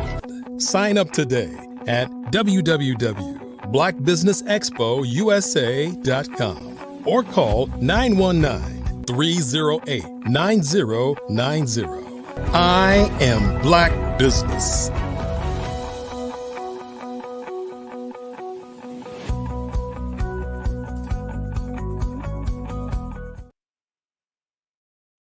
Good afternoon, business owners, entrepreneurs, thought leaders, and corporations. Welcome to the Black Business Network. My name is Dr. Kimberly Michelle. I am your business moderator for this afternoon on the Black Business Network. The Black Business Network is a 24-hour business network showcasing Black businesses, business owners, entrepreneurs, and thought leaders worldwide. We have speakers from North Carolina, London, Singapore, Africa, Japan, and cities all over the United States. The Black Business Network is a global community sharing its business knowledge to empower, inspire, and educate businesses about business. Our speaker today is my good friend, Sakia Donaldson. Sakia Donaldson, a multifaceted force in the world of fashion and beauty. Renowned as a fashion stylist, author, and recipient of the prestigious 2023 Presidential Volunteer Service Lifetime Achievement Award, Sakia is also the visionary founder of the Science of Beauty STEM program. With 2 captivating books to her name, Fly Girl Approved and Fly Girl Quotes, she shares her expertise and inspiration with readers worldwide. As an esteemed on-air fashion expert for Great Day Live Tampa Bay, Sakia has graced the screens, showcasing her unparalleled talent and insights. Driven by a desire to leave a lasting imprint, Ms. Donaldson is dedicated to revolutionizing the perception of STEM education within the beauty industry. Through strategic alliances and educational initiatives, she is forging pathways for her students to excel in the burgeoning beauty STEM field. Whether forging partnerships with industry titans like Estee Lauder or leading retailers such as Neiman Marcus, Sakia's mission is clear. It's to empower aspiring beauty enthusiasts worldwide. So let's jump in and talk to my good friend, Sakia. I'm so excited to have you with us. Hi. Hey, fly girl. Welcome to the Black Business Olympics. How are you? I'm great. How are you? I'm so good. So I'm so glad again that we have you stationary, because you could be, in Paris or somewhere else, Africa, just coming off the plane. So tell us a little bit about you for the audience. Tell us who you are, Miss Fly Girl. My name is Sakia Donaldson, and I am the founder of Fly Girl Approved, which is a fashion house that is an umbrella for a few businesses that I have in the fashion and beauty space. And I'm also the founder of the Science of Beauty, which is a STEM program that exposes young African-American girls ages 10 to 17 to STEM careers in the beauty industry. And we do that through summer camps that we host in the summer and programming throughout the school year. You do, and I'm excited because we just finished, Spelman, Yes. the Science of Beauty STEM camp. So tell us how that originated, how that even got started, because we laugh about this. We talked about this like a year ago, I think, right? We were having a conversation, podcasting, and we talked about this being something that could happen. So it happened. We manifested it. Tell us about the Science of Beauty at Spelman in Atlanta. Yeah, so like you said, we just wrapped up a week-long camp at Spelman College in Atlanta. It was June 10th through 14th. And the conversation started about a year ago. I'm really heavy on LinkedIn. I always preach LinkedIn. If you're a business owner, you have to be active on LinkedIn. You have to have a clear and concise profile. Find people that are in your arena, that are in your space. I was always commenting on anything that I saw about STEM and beauty and Black women and things like that. And so I came across an ad for virtual certificate in cosmetic chemistry that Spelman was doing at the time. And so I did some research. I found out who was spearheading that program, and it was a lady by the name of Dr. Letty Winfield. And so I started following her on LinkedIn, connected with her. I started commenting on her posts. I started tagging her on anything that I had to do with Science of Beauty. And so we linked up in the DMs, and I told her what I was doing, and we got on Zoom, and that's really how it started. And a year later, we were able to actually do it. And you are so humble. Okay, so y'all, I love this about my friend. She just rolls out that I just happen to be in the DMs, and then the director of the program, Dr. Winfield, just says, come on through. And so you are so humble. But even this week, this camp, because I want to talk about how you even decided to start working with young girls. But this camp that was a week long, there were parents and children from New York and Texas and all over, and they convened in Atlanta for this 1 week camp. But it wasn't even just that you had a camp, right? Mm-hmm. It was the people that came, all the speakers that came, and then what they even learned. So again, just tell us a little bit more about the camp and what they learned those different days. So the focus of the Science of Beauty, like I said, is to expose African American girls to careers that exist in STEM, in the beauty space. So we all know Black women spend so much money on beauty products, whether it's skincare, whether it's hair care, cosmetics. Like, our spend does not correlate to our representation as far as employment in the spaces that are important. So African American women represent probably about 2% of all STEM careers in the beauty industry, yet we spend about $8 billion a year on products. So these are products that we're putting on our hair. These are products that we're putting on our skin. So if we don't have someone in the laboratory advocating for us, then we end up getting products. And then 20 years later, you hear a commercial like, hey, if you use this conditioner, you may be eligible for a settlement, because now they figured out that it did something to us, or it was dangerous, to us. And so I just think that is really important for representation. And so that was like the main reason for me even starting the program, because my career, I've been a fashion stylist for 20 years, and I really didn't know that that was even an option. Somebody told me that I could be a stylist. Like, I was working at a recording studio in Atlanta while I was going to school, and people just used to always compliment me on the way that I dressed. And then somebody was like, hey, Sakia, you should be a stylist. And I was like, well, what is that? Because I had never seen it before. I had never heard about it. And so that just goes back to representation and exposure. So that was really the catalyst for me developing this program. And just being able to do it at Spelman. We're in our third year, and we're based in Tampa, Florida. And so for us to be at this space at year 3 is just indicative of the importance and the need of the program. So I'm an alumni of the AU Center, which is Spelman, Morehouse, Clark Atlanta, and Morris Brown. So I graduated from Clark Atlanta in 2003.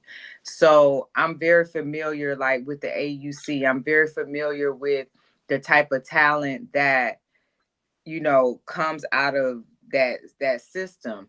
And so, in true fly girl fashion, like, everything I do, it has to be colossal, right? Like, it has to make a splash, it has to make a statement.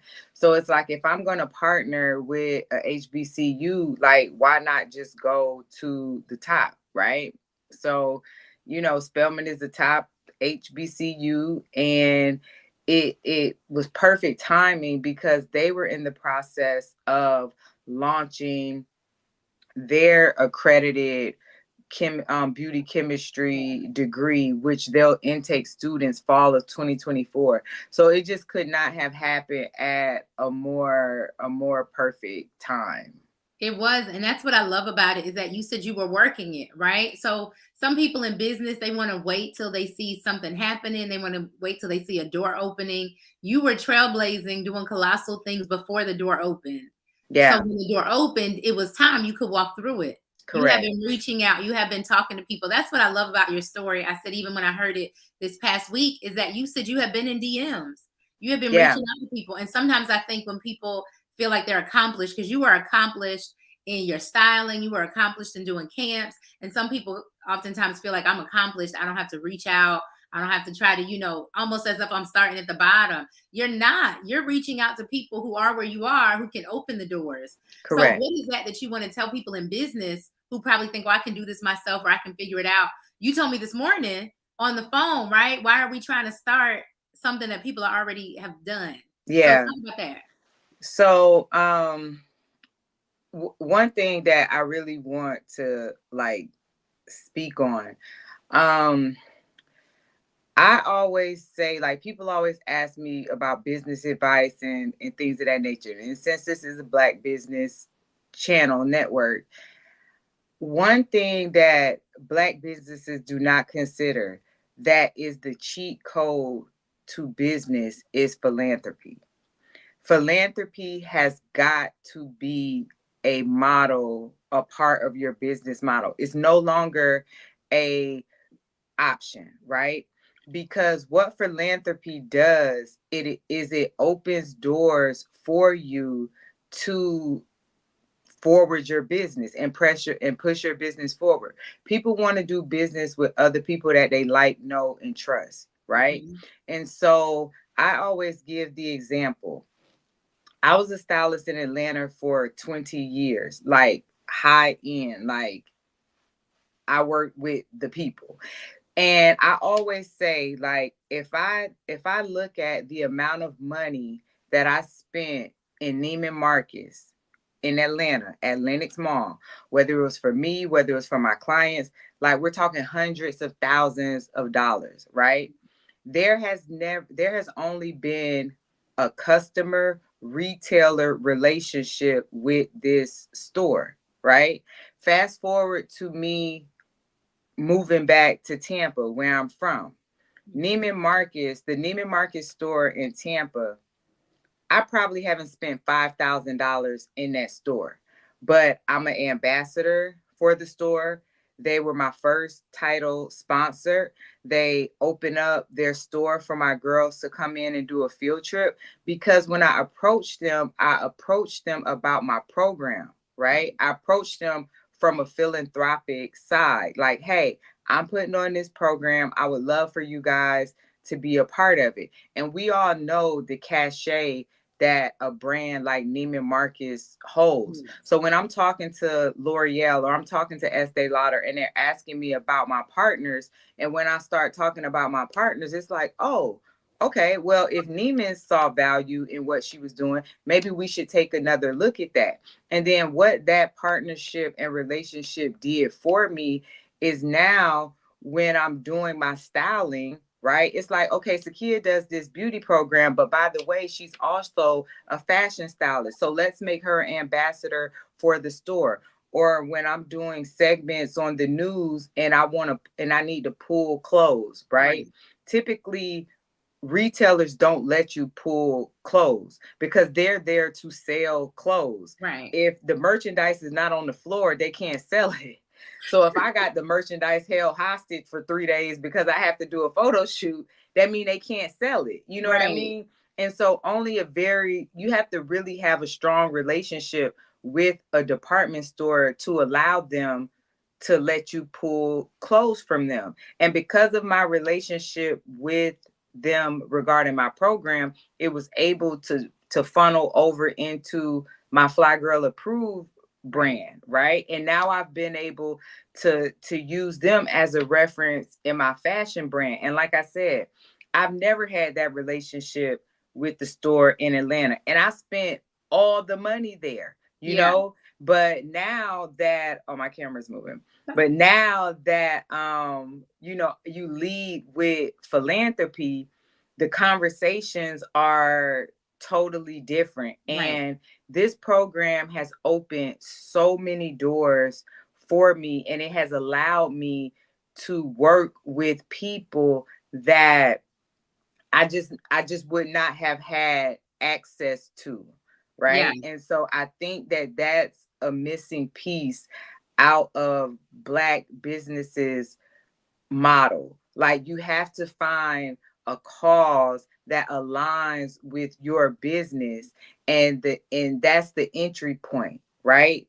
Because everybody wants to give back, everybody wants to help, everybody wants to figure out how they can inspire the next generation. And I'm telling you, we have got you have to put your time, you have to put your resources, you have to put your efforts into philanthropy, and it will explode your business. That was a huge gem. Like, first of all, for the people watching, that was huge. You say colossal, that's a word in our camp. But it is because you said relationship. We talked about exposure, but it's really how can you get with the cause, right? Like my mind was spinning when you said that because I'm thinking about all my businesses. What cause are they attached to? yes, it's something where you want to do your research when you're doing a business and see what people actually want. Because oftentimes we'll open businesses because we like it, but we've never thought about the customer or the marketplace. So as Black businesses, we need to do that.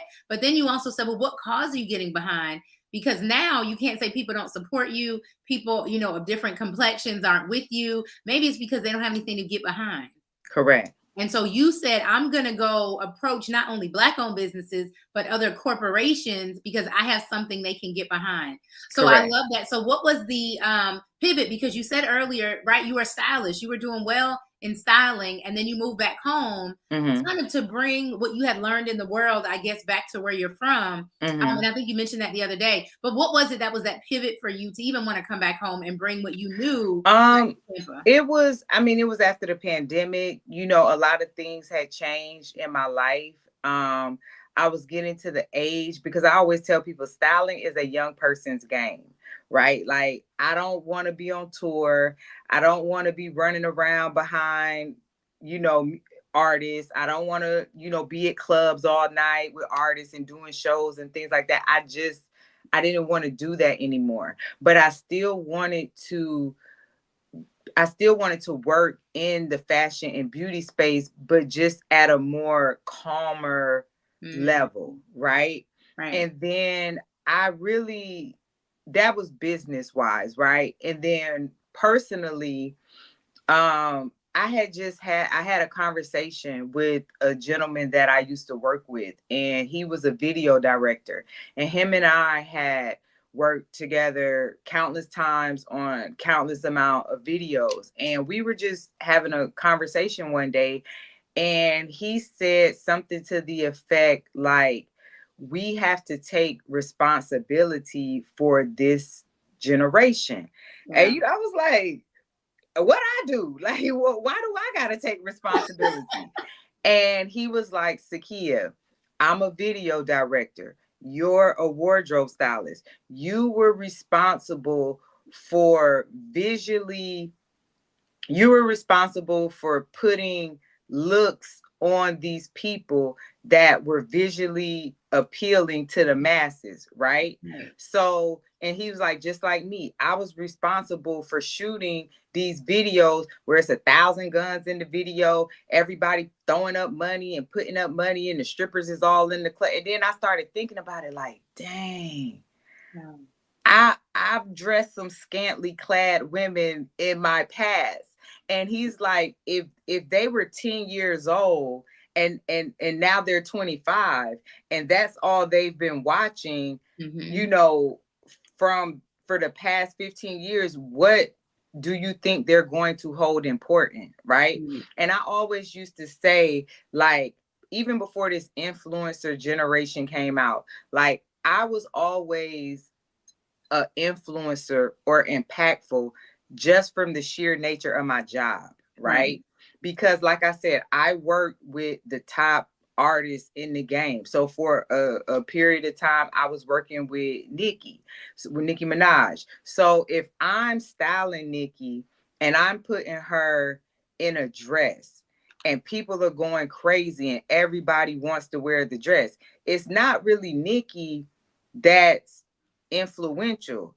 It's me. Right. She's just the vehicle that's being used to spread it to the masses. So I always thought, like, okay, if I could have this type of impact and influence on people in a not so positive way, when you put it all into perspective, now I have to offer some sort of balance, right? Because young girls are bombarded with so many negative, unrealistic images of what success looks like for a Black woman, right? And so that was kind of like my personal mission for starting the Science of Beauty, because like I said, it was all about balance. You know, when we were growing up, we had balance. You know, we had Lil' Kim, but we had Queen Latifah. We had, so it was, we had Lauryn Hill, we had Foxy, but we had Lauren, so it was balanced. And it's like now they're just being bombarded with just like foolishness.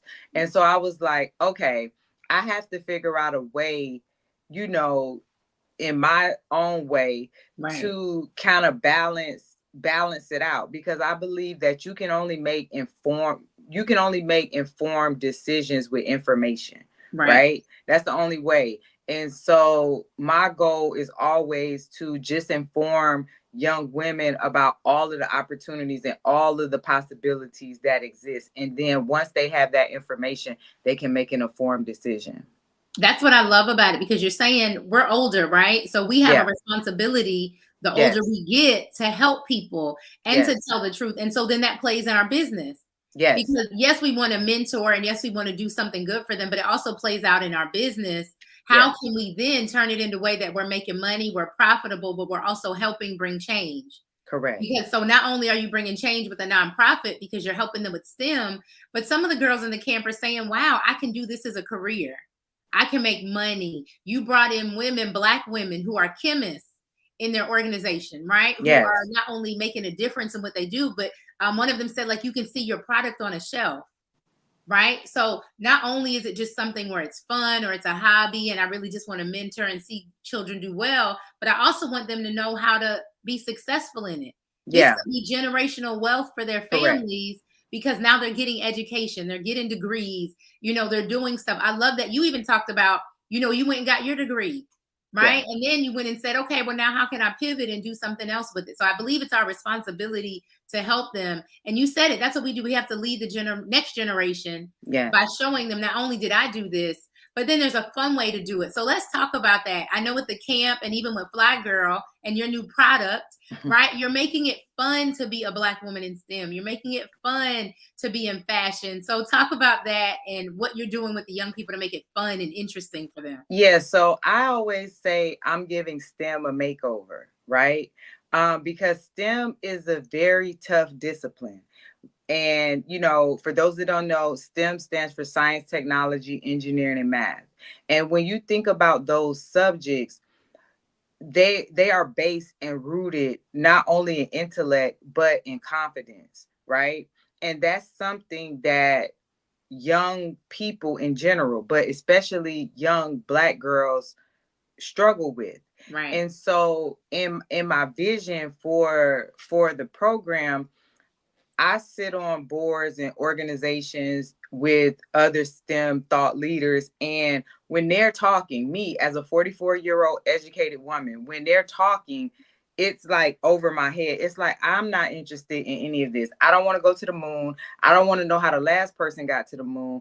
I don't want to know how the next person is going to the moon. I don't want to know about coding. That does not interest me, right? Mm-hmm. And we all know, for you to be successful in a business, it has to be a level of passion there for the business and your work. Even if you're working in corporate, it has to be a sort of passion, or the burnout is going to happen relatively quickly, right?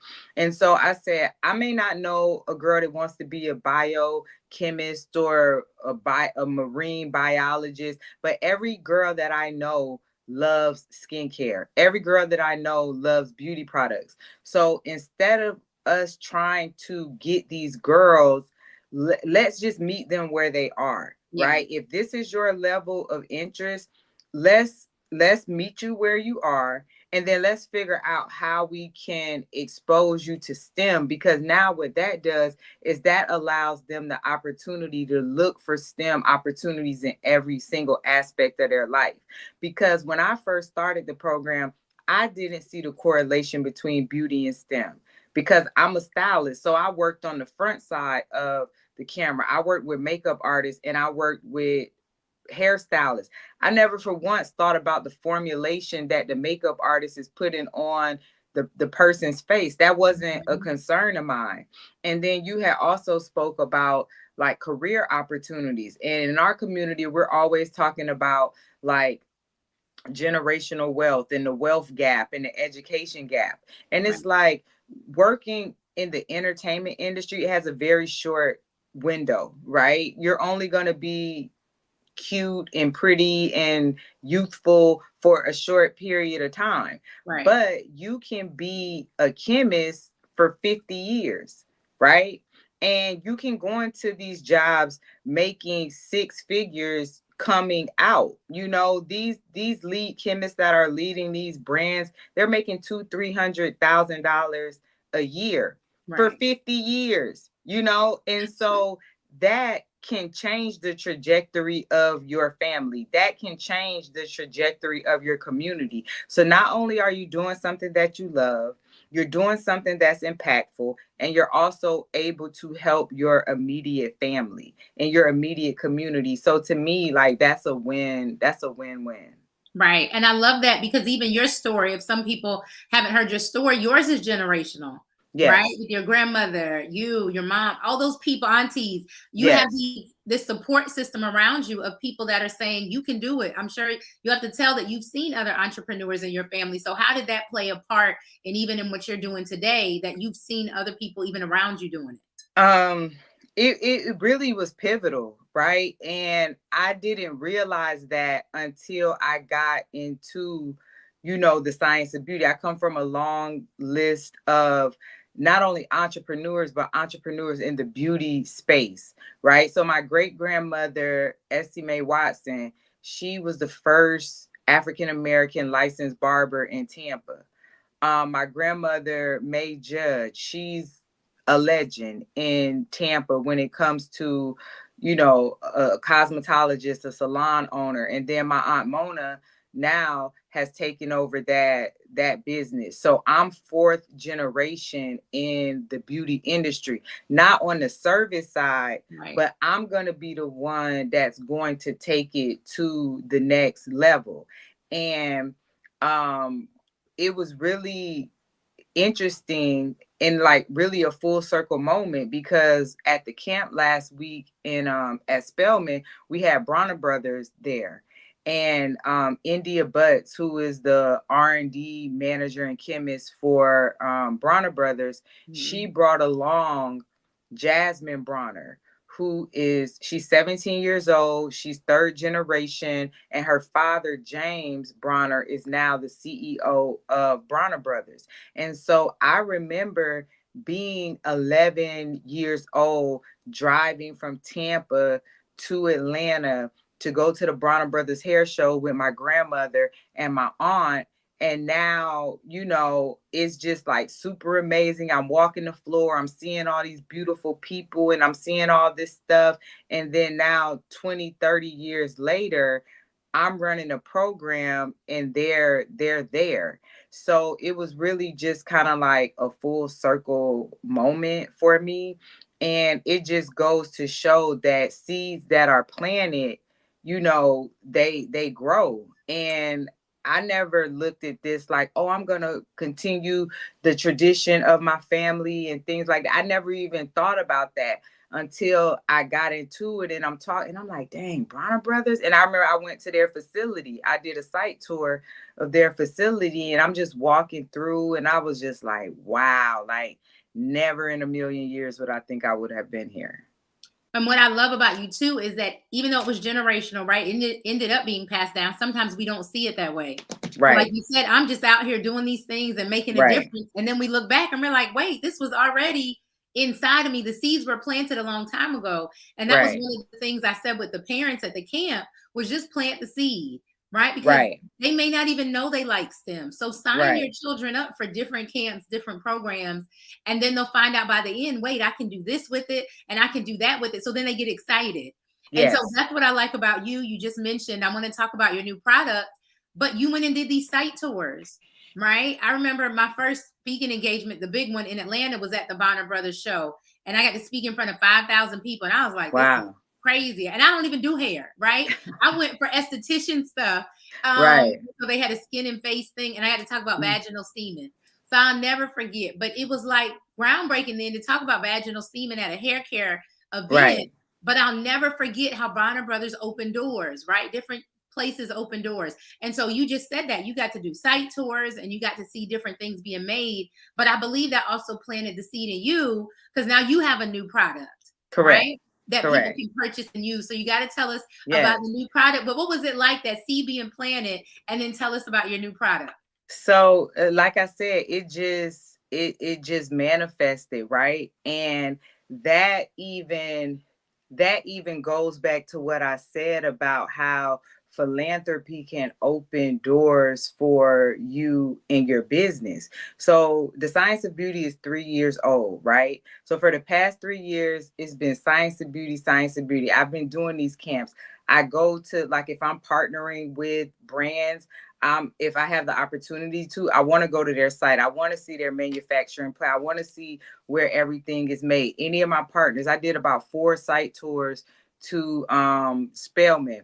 Last year I had Slaterian Labs, which is located in Tampa. I did a site tour for them just to see, because they white label hair care products. So just to be able to go in there and see the lab and see a Black chemist. That was the first Black chemist I ever saw, like, working on a formulation.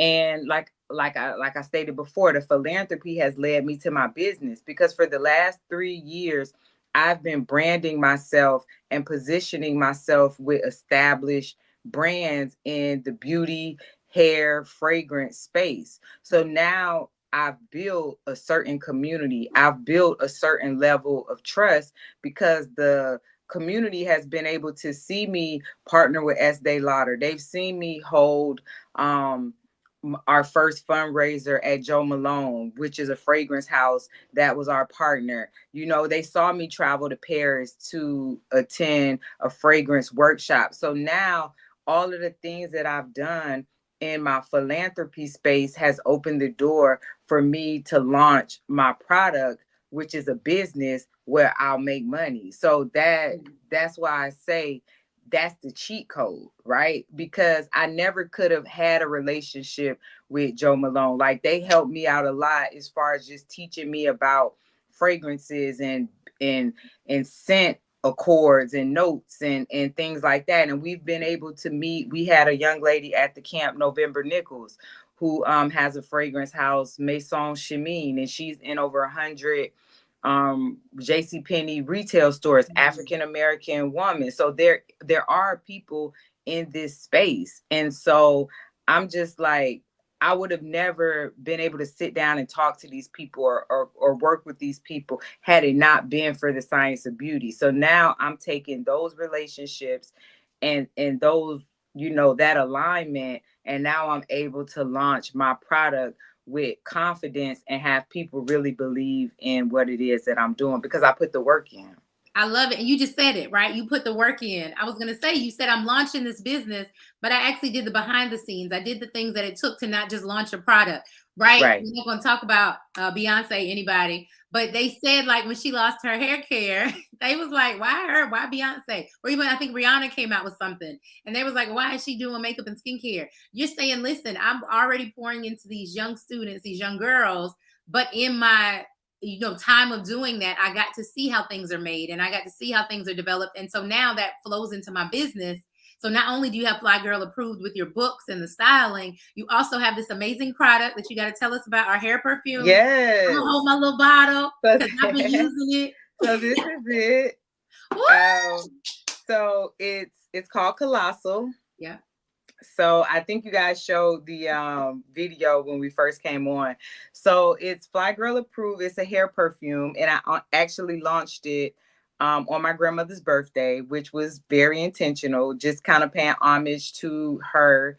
And it's an amazing scent, right? So with me, like I said, Fly Girl approved is not just a brand for me. It's really my lifestyle, right? Like, I just live a really fly lifestyle. And so this is just an extension of that. Just being in this beauty space, working with my program, I've always geared towards fragrances. Like, Fragrance Day is always my favorite day. Last year, the girls actually made their own fragrance at the camp, right? And so my mind has been pushing me towards this side. That's why I took the time out to really learn about it and do the research. So like I said, I'm really big on fragrances. And so the hair perfume is just another extension of my love for fragrances. Because when you think about self-care and you think about smelling yummy and smelling good, we tend not to think about our hair. And our hair is one thing that holds the most smell, right? You can tell if you've been in a certain restaurant by the smell of your hair. You can tell if you've been outside all day. You can tell if you just came from the gym. Like, your hair tells a story, right? Yeah. And so, this is just a refresher. Like, I use it when I'm traveling. I take it when I'm out. And, I pull up to an event, because when you leave from an event, like, you don't have the same scent that you had when you left, right? Your house. So when you're in the car, when you're getting ready to touch up your makeup, you just a little light mist, and then when you go in and you're greeting people and they're hugging you and they're like, oh my God, your hair smells so good. And it's just about leaving lasting impressions, right? And fragrance is one thing that does that. Like, everybody loves a good smelling man. Everybody loves a good smelling woman. So this is just an extra layer of that. So I'm really excited about it. It's amazing. And the difference between, because a lot of people have asked me this, like, well, what's the difference between a hair perfume and regular perfume? We all know regular perfume is 80% based alcohol. And alcohol dries your hair out. So it's not something that you should be putting in your hair, because it's going to strip your hair. And so the hair perfume is aloe water based, right? And it has oils in it. And so it's light enough that it doesn't weigh your hair down, but it gives you a shine and it attaches itself to your hair. So it's a long lasting fragrance. Like, you can smell it hours and hours after you use it. And we have heavy notes like peach and blood orange and jasmine. I love those. Are my my favorite fragrances. And those are things that I realized going through this process, like going to Paris, like taking classes, learning what my scent profile is, learning what I like. And that's how I was able to formulate this hair perfume, just based on my likes, my experiences, what I wanted to leave people with when they walked away, how I wanted to make people feel when they used it. And that's what we have here. Thank you, Sakia. Tell us where we can find it real quick. We are so absolutely excited. I have been using it all over my body. Where can they find it, Sakia? You can find it at flygirlapproved.store. You can follow us on Instagram, Fly Girl Approved Hair Perfume. The link is in the bio. And yeah, we going. We colossal and colossal-ist. Thank you so much for coming, Sakia. I am Black Business, and I will see you on the other side. Bye. Bye. All right, the Black Business Expo's mission is to raise funds for high school seniors going to college or K-12 entrepreneurs. This expo is a fundraiser for students.